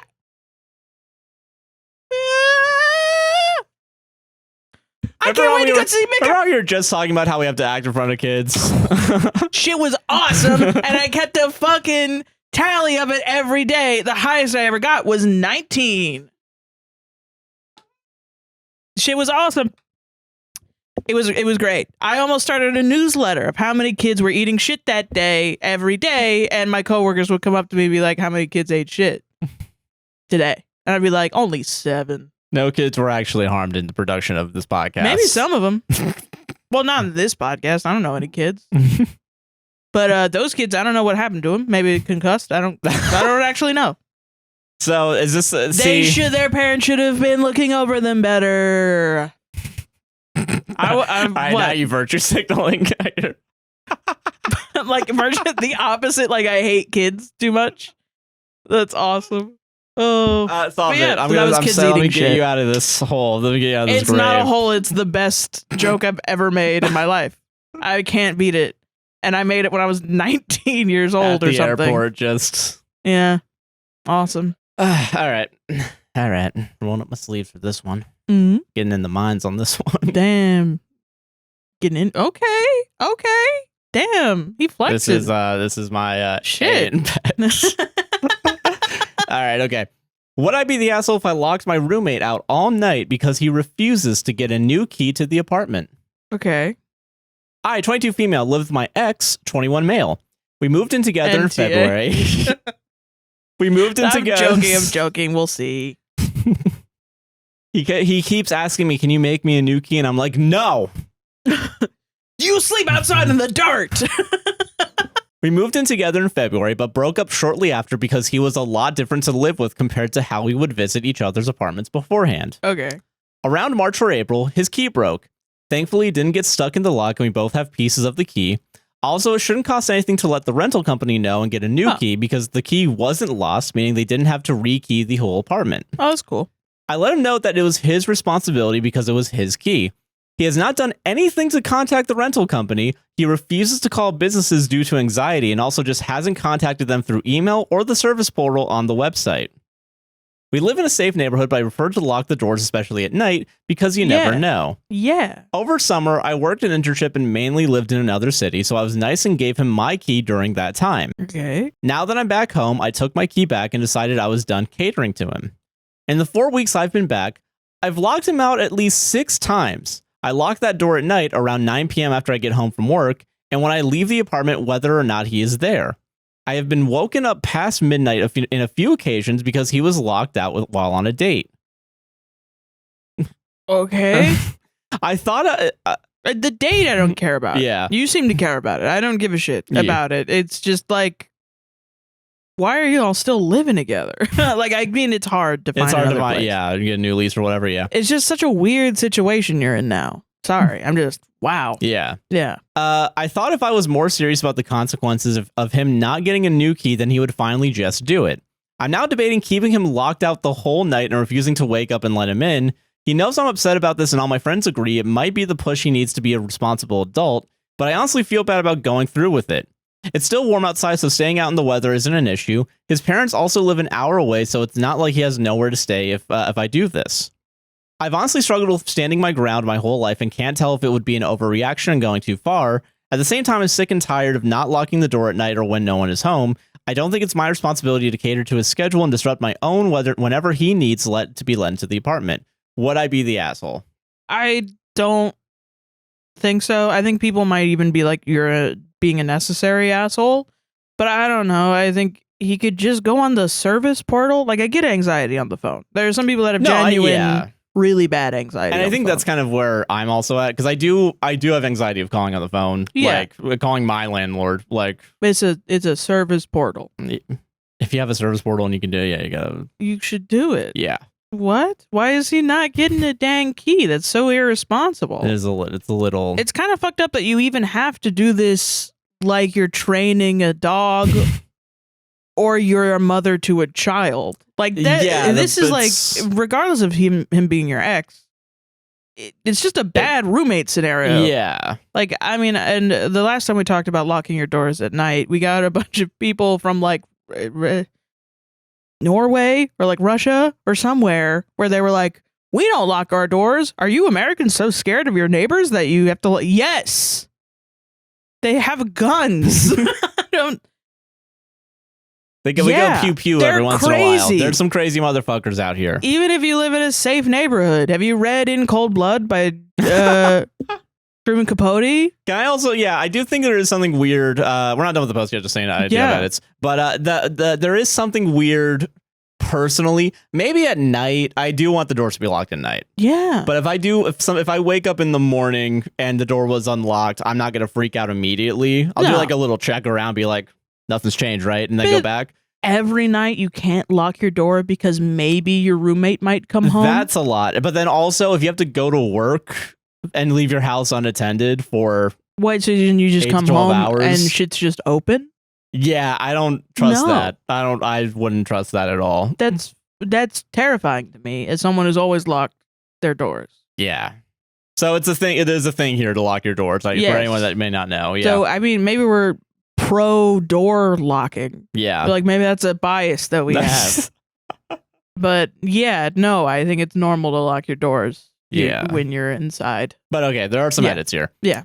Edit, because a lot of people are asking, no, he can't go to the hardware store and just make a new key. In our lease, we're not allowed to make our own copies, but new keys are maybe $10 from the company. It's just a safety thing, but it's legally binding. Edit 2, this blew up a lot. Thank you for the advice. I'm gonna go grow a backbone now. I'll let him know tonight that I'm locking the door at 9:30 sharp every night and will no longer lose sleep over him. I won't leave my classes early for him. I won't let him pick up the key from me either. I'll update if something significant happens. It's been too long of my friends calling me stupid for continuing to let him walk over me. Your friends shouldn't be calling you stupid. That's a little wild. I mean, really, and this could all just be like, he could just get too, like, if this was and this is a completely different scenario, I don't know why I'm even bringing it up. If he kept losing his key, you could put a spare key in like a little rock or something. I know that's not safe also, but I don't know. That's not even the case. That does require more effort than testing a door to see if it's open. Any effort at all from him. Like, that's wild. Can you just be the same as when you're in your relationship when you move in with people? That shit's scary to me. Yeah. Don't switch up. That's weird. Yeah. That was something that my mom was always like, and then when you get married, it's all different. And I was like, no, it can't be different. It should be the same. And I just expected everything to change. Like the second we moved in together. And it fucking didn't happen. It didn't. It was the same. Yeah. And it's awesome. And now our jobs is hanging out with each other. Yeah, and it's awesome, and it's easy, and it's perfectly fine. And I don't know that. So I don't know, OP. There are people out there that won't do that. Yeah, that's true. You. Yeah. Yeah, I hope you can get out of this release at some point, though. Yeah, because that is, it's just wild to me that unsafe. Yeah, and again, I do get the anxiety of like if you had to call. But at some point you do portal. have to. Yeah, you do have to. You gotta take some steps. Sadly, unfortunately, sometimes when you're an adult, you gotta make a call. And God knows I hate doing it. Yeah. But I have to, man. You gotta call my landlord, let him know, hey, the fucking rent's gonna be late. I'll do it. You gotta call your health insurance. Be like, hey, well, can you fucking Give help me me a schedule doctor. And I have to do that tomorrow. Yeah, so Jesus, man. Give me a doctor, please. Give me a doctor, please. But yeah, solved it, man. I'd say not the asshole. Yeah. No, this shit's awesome. This Yay. is fucking awesome. This is so good. You know, you were joking earlier about carrying all the stories, but you actually are, and I appreciate that. I think I am, yeah. But I mean, that's why I wasn't joking earlier. Yeah. I had an absolutely mortifying experience yesterday at the store. This is from r/stories. Okay. This hands down has to be one of the most embarrassing things that's ever happened to me. Oh, no. I was at Trader Joe's yesterday looking for these crackers my coworker recommended to me. Okay. After searching for an extended time and not finding them, I decided to just ask for help. I went up to this man who looked like he was probably the manager. He was standing next to another employee talking, both white. Parentheses, this matters later. Well, okay. Well, you did say you were looking for crackers, so. I apologized for interrupting them and asking if he knew where the crackers were. He then chuckled and gestured to himself and said, "You're looking at him." I laughed, assuming he was making a joke and referring to himself as a cracker. I said, No, I mean the edible ones. His smile quickly faded. I was horrified to realize that he was in fact not making a joke, but referring to the literal shelf of crackers behind him. I was so horrified, I didn't even bother looking for the crackers anymore. I just got the hell out of there. I'm sorry, real quick. Was this guy offended that he said? That's so crazy. Hold on. I would be more scared that I'm talking to a right-winger right now or something like that. Like, you just called me a fucking slur. You could be banned off of Twitch for that. Yeah. Like, that's so crazy, dude, man. what are you fucking... Come on, man. Crackers. Come on. Because my first thought when he said crackers, I was There's chuckling white to people. myself was, yeah. That's why I looked at you. If you're at Trader Joe's, you're at the right place to find a bunch of crackers. Yes. Yeah. Yeah. But apparently, no, you find the manager. It was like, excuse me, what did you just say? That's our word. That's so our crazy, man. I just love the concept of like, oh, no, I mean the edible ones. Oh. So that's... Oh, so that's how it is? So now I know. I know which side you're on now. Whoop boo! Like, that's fucking awesome, dude. That's awesome. Getting on the intercom. Yeah, we got a self-hating white here, and then all the fucking customers. Red, like it's fucking yeah, just Kill Bill. Yeah. Oh, God. Oh shit! I gotta get out of here. It's so fucking funny. I'm amazed that people still get like upset. Yeah, that's wild. I don't know. Why man. would you ever? I remember being in middle school and people being like, "Well, how would you feel if someone called you a cracker?" I fucking be like, "I don't give a fucking shit. I've never given a fucking shit. Why would I ever care?" It's also obvious that you weren't making like a race-based joke to me. Yeah. That you're like, no, wait.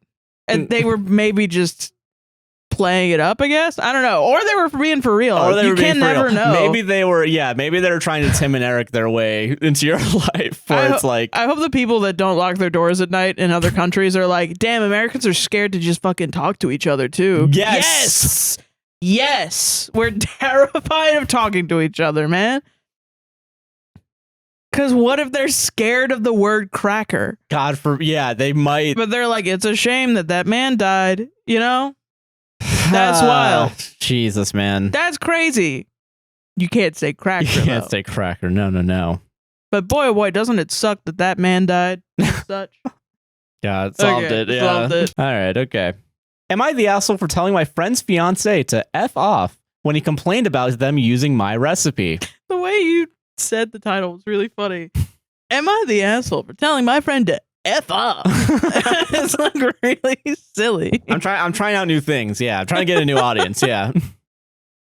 For context, I, female to male 30, love to cook. Hell yeah. I've loved finding recipes to try as well as just throwing things together and tweaking it until it feels right. Mm-hmm. A lot of my friends actually have notebooks just from my recipes as well as how they changed it to either fit their tastes, diet requirements, what they had on hand, etc. That's cool. Basically, we just swap notes and pictures of finished meals back and forth as often as possible. That's really cool. Everyone says my specialty is pasta dishes, relevant to the post. A little over a year ago, I met someone, NB29, who loved cooking and kitchen experiments as much as I do. We quickly became best friends, and most of our message logs are just food pics and the recipe used for talking about what we got on sale at various markets. Mm. They sadly moved across the country to be with their fiance a couple months later, so we try to call / FaceTime as often as possible. Their fiance, male 28, and I exchange messages once in a while as he also likes to cook.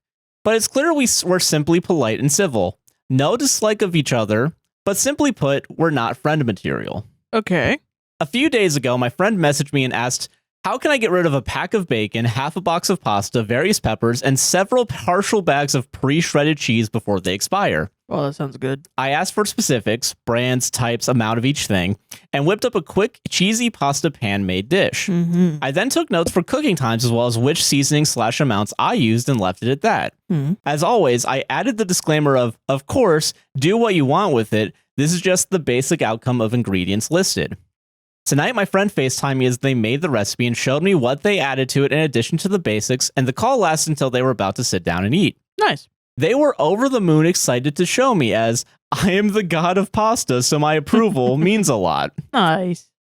However, oh no. The conversation got derailed when the fiance loudly expressed his annoyance of eating cheese, quote, for the third time this week, and refused to eat even a single bite. Oh my God. My friend, clearly hurt, argued that 1, the cheese was going to expire, so it had to be used. 2, he knew what they were making and said it sounded good. Yeah, so what's up with that? 3, could have asked the cheese not to be added to the main dish. Yeah. And 4, could have cooked his own meal. That's true. The call cut off at that point. Oh. A couple hours later, my friend texted me to apologize for their fiance's behavior and to tell me that they, as well as their coworkers, loved the meal. Huh. After the fight, my friend took the meal to a coworker's house to get some space. A few minutes after that, the fiance called me and I answered, figuring he was going to apologize like any sane person would. To you? The fiance, yeah. I guess okay. It's a little, for I guess, fighting in front of you? and because you gave the recipe, I guess, like. Okay. But hold on. Yeah, sure. Instead, he proceeded to chew me out and say how sick he was of eating cheese. I let him have his say for about 30 seconds and simply told him to, quote, F all the way off. He hung up and that was that. My friend said I did the right thing. Yeah. Yeah, I think he did the right thing. Yeah. I mean, I don't know why you would apologize. I mean, I don't know.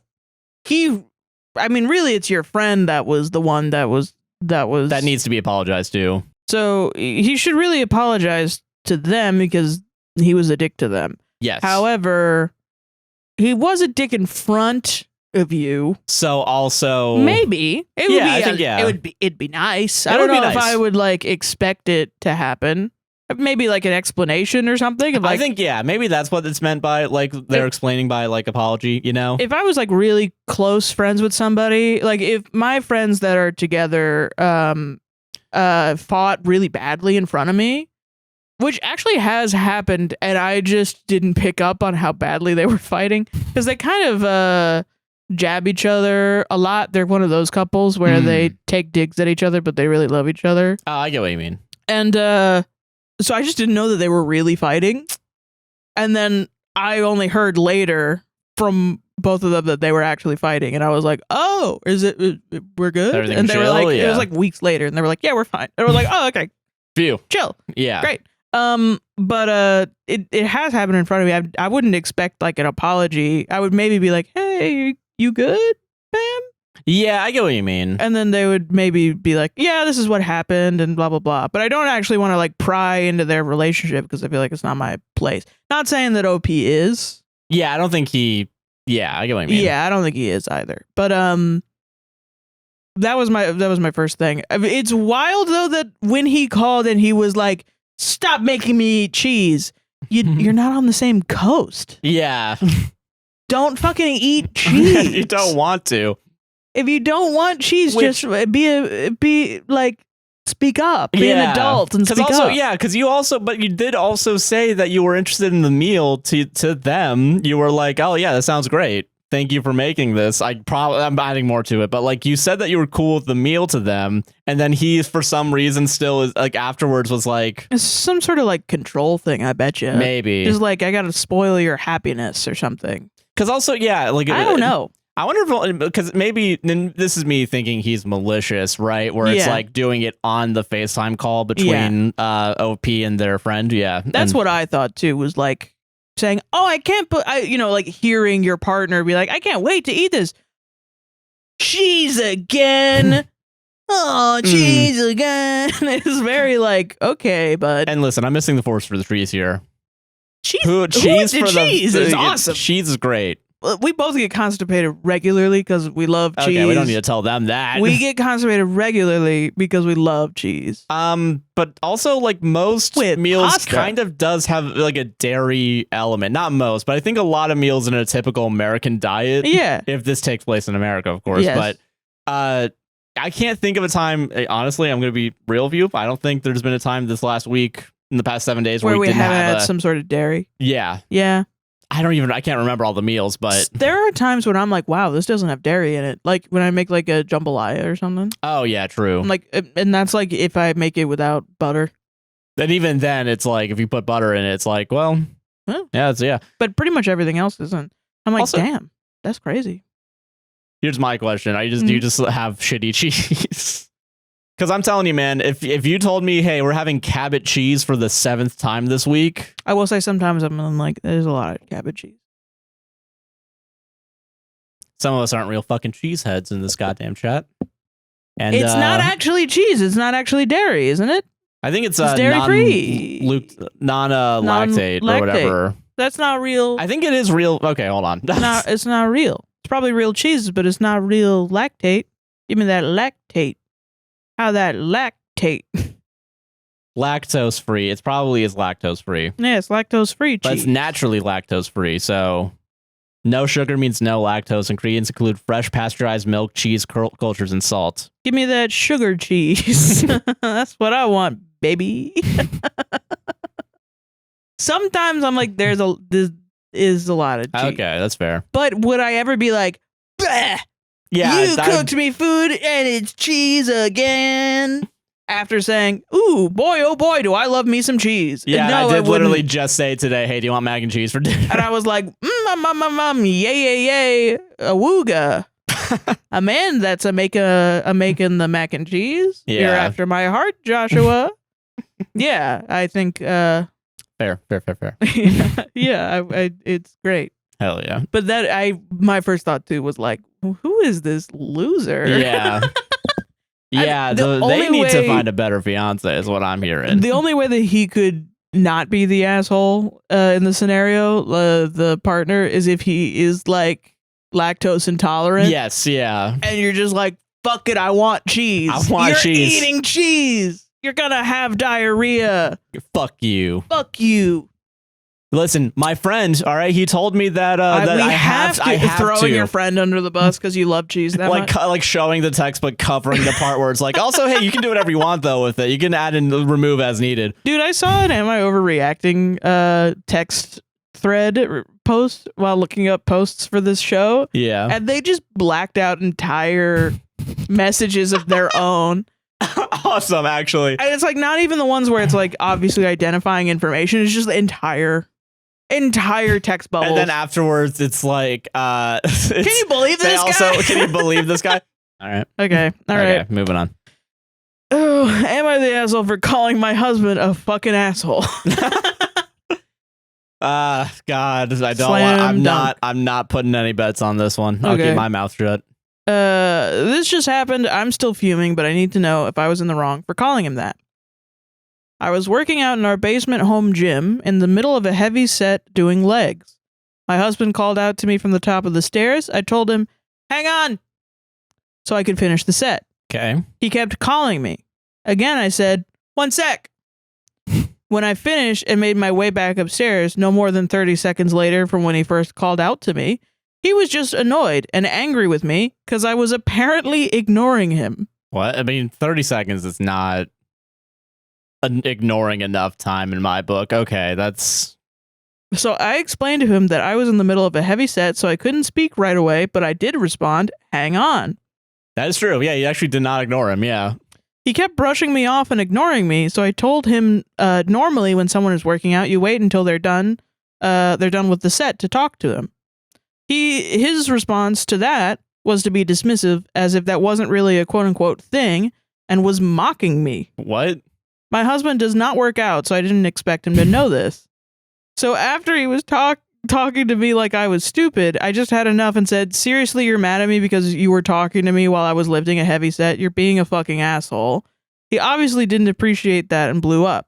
Now he's left the house and I'm pretty annoyed still. He was being one and that's how I felt, so I called him it. Am I wrong? Edit. No, I'm going to say no immediately, but let's see. 2 edits. It was suggested to add this comment to the original post. Yes, we both jokingly referred to myself as a quote-unquote bitch all the time because I'm not great with expressing my feelings, grew up with Asian parents. I'm kind of cold and call out things as they are. I don't usually ever call him names, however, there was one time I didn't like how he was speaking to me, so I asked him why he was being a dick to me. I guess he realized that he was and changed his tone. Last edit. We talked when he got home. I apologized for saying he was a fucking asshole. I asked him what happened before he got to that, why he was so angry before he even got upstairs. He said he was upset because when he shouted my name at the top of the stairs, he was expecting a yes or a what. I told him I already said hang on in 1 sec. He did not want to hang on, though. He wanted me to respond immediately so that he could ask me if I had fed the dogs yet. Wait, what? This edit wasn't here when I picked this. What?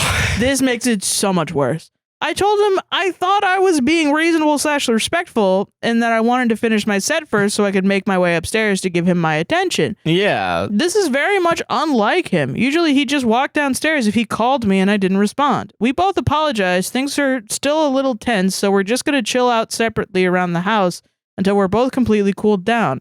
Bad news, your husband's annoying. Yeah, that was Not only is he an asshole, a fucking asshole, he's annoying.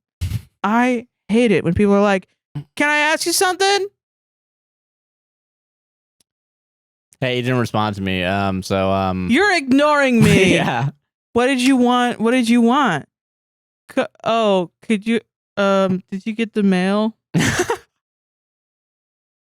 I haven't yet. No, I haven't gotten the mail yet. Well, you could have said earlier, check the fuck, do it yourself, bud. Yeah. And if I didn't respond, I don't know. Usually I do respond. Yeah, because I mean, I wasn't. This hasn't happened to me. You don't do this to me, but no one really does this to me anymore. But holy shit, you get a text and it's like, "Can I ask you something?" Fucking just ask it. Yeah, bitch. no, I get what you mean. Yeah, you could have just asked in the first place. Why you gotta do this to me? I'm doing other stuff. Okay, I think we've had this exact conversation because I think I've defended that position to ask that question. But I think I look on it now. It's gotta be so serious. It's gotta be like, I agree with that. Do you want to put the dog down tonight? Is a better phrasing of the question, hey, do you have time to talk about something real quick or to answer a question? Like a real discussion that needs more than just a yes or no answer. Okay, gotcha. Yeah. If it's like, hey, did you do this yet? And you're like, hey, what's up? Hey, listen, can I talk to you? It's like making a Zoom meeting for an email. Okay. Yeah, I agree with that. It's like, hey guys, can we clean up after ourselves in the break room? Okay, thanks. Everybody go back to your desks. Yeah, fucking email that shit because everybody's gonna keep doing the same shit that they were doing. Yeah. Nobody's gonna clean up after themselves, man. I don't know what you want. If you really want to do change, clean up the fucking break room. Yeah. Or I don't know, punish people For making a mess. Yeah. Yeah. All right, I understand that. Look at the fucking security cameras or something. But you don't care enough. You just want to waste everybody's goddamn time. Everybody, look at me. Everybody, Look at me. Hold eyes on. up here. Eyes up here. Eyes up here. Yeah. So Don't litter. All right, back to it, guys. Casual Friday. This Friday. Wait, make sure to wear jeans. And then me driving home, talking to my wife, like, yeah. So I got everyone in the room, and I think they noticed my cool new haircut today. That's awesome. Yeah. That's great. We need to write a comedy like this, just like a real wholesome. It's like a Michael Scott, but he's just he's just like a nice guy. I love that. But no, yeah. So yeah, why couldn't he just walk down? Or just ask, hey, did you feed the dog? Yeah, just ask it, and then also, okay, yeah, you did respond. Also, this is in the span of like a minute. I'm easy to annoy. Yeah. I do think a minute is not enough to annoy me. No, I don't think so either. Yeah. I think you might be annoyed, but even then, if you were annoyed, I would be like, dog, come on. And you'd be like, yeah, you're right. Yeah, you're right. Yeah. Yeah, you're so right. Yeah. I am being a little stinker. Oh, yeah, sure. And then you would tell me about like what's actually on your mind. Yeah, there's probably something else going on. Yeah. You'd be like, my back hurts. Yeah. Or something. It was over the dog. It was over the dog food. The idea that this would cause someone the 30 seconds of not immediately responding. What? Like Rosie, our cat right now, who is yelling at our door waiting for us to end this shit. I have some thoughts. Guys, speaking of food bowl. No, that shit was full when I left. So they definitely didn't eat all that stuff. What the fuck was my initial point? Oh, being annoyed over a minute, something else going on. Oh, yeah. You haven't felt this with someone recently also. Yeah. I don't do this to you. I'm the perfect boyfriend. Yeah. Also. No, the concept that like 1 minute or 30 seconds of waiting was enough to annoy him so bad he had to leave the house and it's still tense after you talked about it is wild to me. Also, real quick, missing the forest for the trees. He doesn't have a phone. He doesn't, he can't distract himself for 10 seconds. I mean, I get not wanting to go down the stairs because then you got to go back up the stairs. Yeah, I get that. I can understand that. I'm a pro yelling down the stairs, yelling up the stairs person. Yeah, it depends on how. Yeah, it depends for me, I think. But yeah. Like you can yell from the other room and I'll probably be like, what's up? I would rather call you. Yeah, just fucking. Yeah, I call you all the fucking time. Send a Discord message. Yeah, but you don't look at that shit. You don't respond to any of my messages because you don't love me. Fucking... No, it's because everyone else uses Discord and I don't want to fucking talk to anyone. You got your Discord on mute for sure. It actually isn't on mute. It's on away. Thank you very much. I know. You get all the fucking messages immediately and then I message you and I'm fucking muted. I see where your priorities lie, Joshua. Keeping that roof over our heads. Our fucking children fed. Yeah, I guess I don't do shit, I guess. Okay, don't. Okay, I guess I don't do fucking shit, I guess. Guess I don't do fucking shit. But yeah, no, not the asshole. NTA, your husband's insane. Yeah. And annoying as fuck. And annoying. And you can do better. Even worse than insane. Annoying. Yeah. That's the worst thing I think you could have is an annoying husband. Yeah.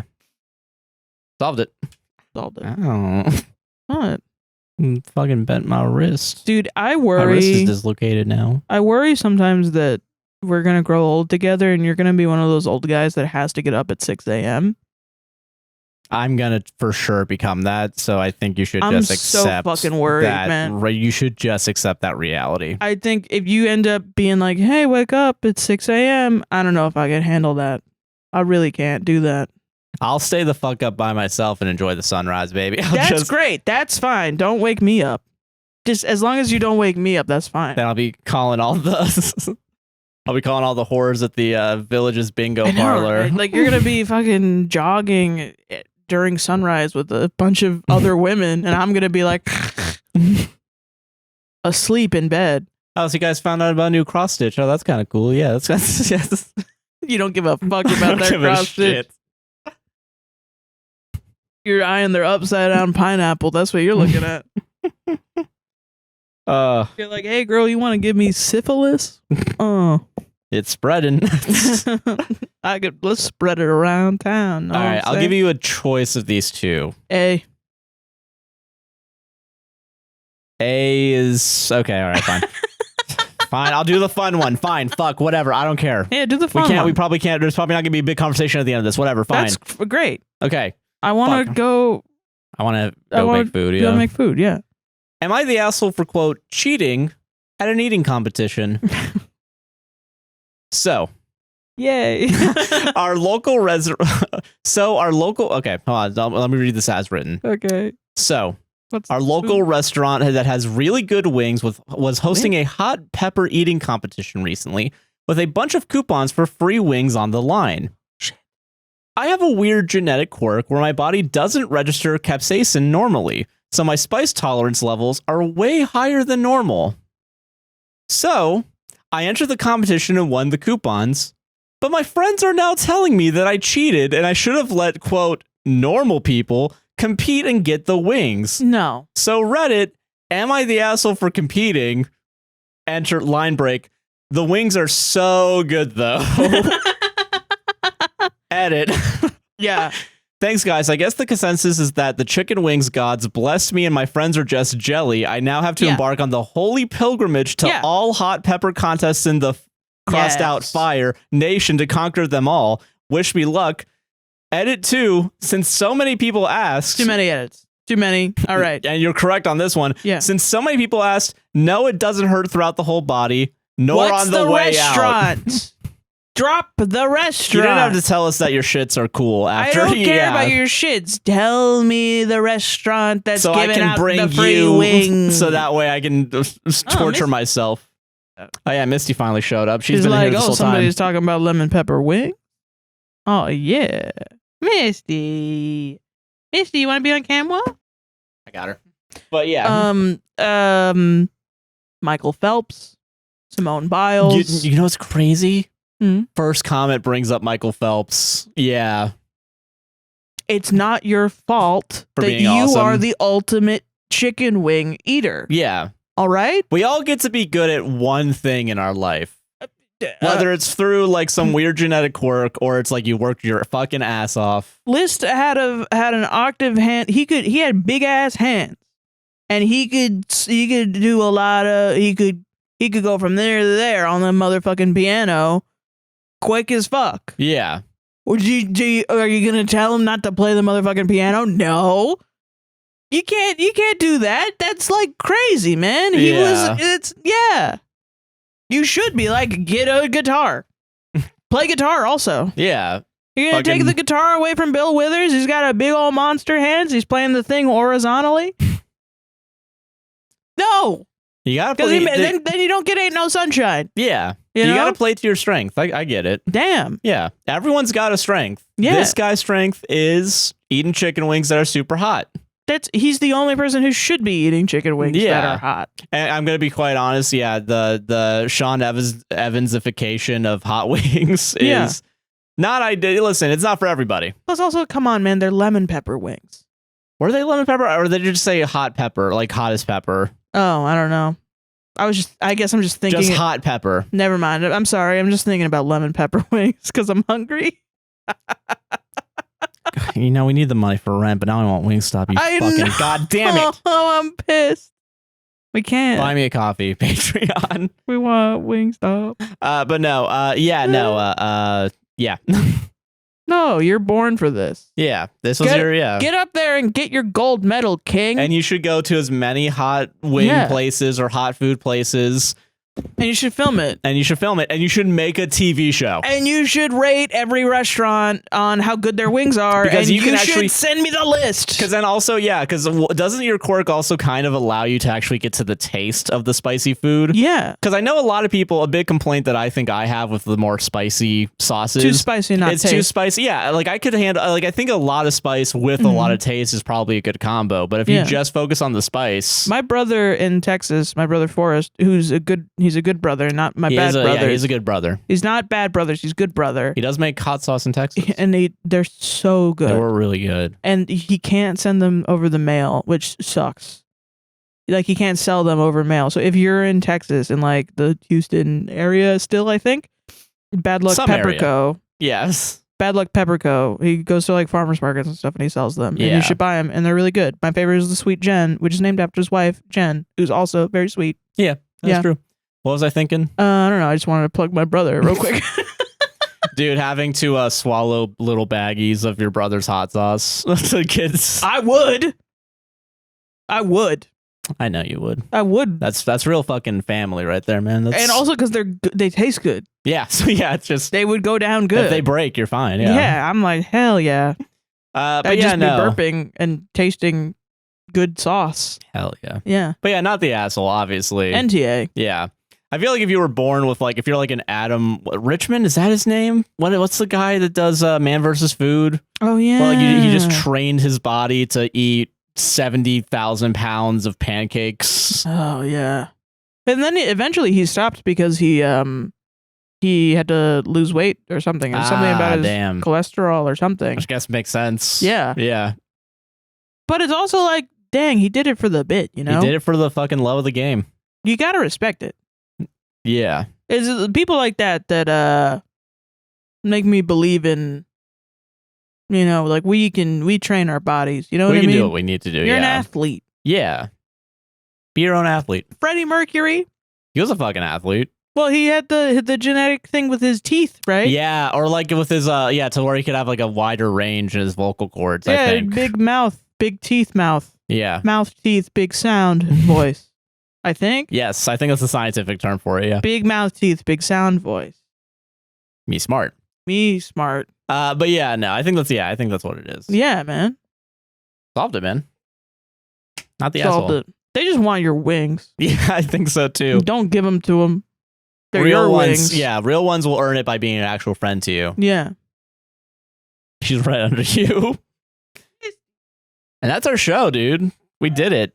We can finally save our cats from being sad, I guess. Misty, what do you got to say to the people? Yeah, what do you want to plug Misty and Sarah? Oh, she wants your hug. I hug her every day. She gets 2 hugs just like this. She didn't get her hug this morning, too, because it was a D&D session, wasn't it? That's true, yeah. I had to wake up early. But yeah, what do you want to plug, Sarah? You can follow me on Tumblr at thatsoheron, ThatSoheeron. That's ThatSoheeron. I'm also on Instagram by the same name, Twitter, Blue Sky. Twitter's been really fun lately, so I have been on Twitter. I'm trying to move to Blue Sky. Nah, I get you. Blue Sky is also quite fun. They did a good job. All right, okay. Lately. What about you, Josh? Oh, and also I'm on APWSTR Gaming and now streaming Mondays at 2 p.m. EST. Yeah, I'm Joshua Chinland on most things, a guy nicknamed JC on Twitch. Tuesdays and Fridays, 5 p.m. Eastern is when I'm streaming. Use that Prime sub, baby. Also, don't forget to like, comment, subscribe, hit the gosh darn bell, raise 5 stars on Apple and Spotify podcasts. Don't forget to give us some extra little funds our way through Buy Me a Coffee, Patreon, those websites /APWSTR. My birthday this month. It's Sarah's birthday month, so any tips are appreciated, as we celebrate her birthday. And we have to go quick because Rosie's trying to break in. Don't forget we also have our mutual aid links down in the description. It has all that stuff there. We also have our merch is down there, which all goes to the PCRF. Yes. And APWSTR on TikTok. Podcast will save this on Instagram. The podcast saves relationship on all podcasting platforms, and APWSTR Productions on YouTube. Enjoy the content. APWSTR Gaming's back. We're doing it. Fucking enjoy the rest of your day. We'll see you in the next one. Yeah. All right. Bye-bye. Bye-bye. Misty, you want to do the intro? Missy, you gotta do the intro for us. You gotta do the intro for us, all right? And the outro. And the outro, yeah, because we're doing the outro now, yeah. Burn to the mic. Dude, when we were playing Rosie was meowing so loud, I thought I could get it on Discord while we were all playing together. Oh, shit. Nope. Nope. And now Rosie's being the loudest. She possibly could. Yeah. When it least fucking mattered. She does not want to go down. Aw, that's cute, man. Yeah, just a cute little cat outro, man. That's all we why need. not? Fuck it. Yeah. We don't need to be fucking funny all the time. No, when we're not. Jesus, man. Yeah. Give us a fucking break. Okay. America. They're all so aggressive. All of our outros are so aggressive. Fuck you. Oh, we could just be hugging a cat that loves us. We could be. Yeah, we should just do that.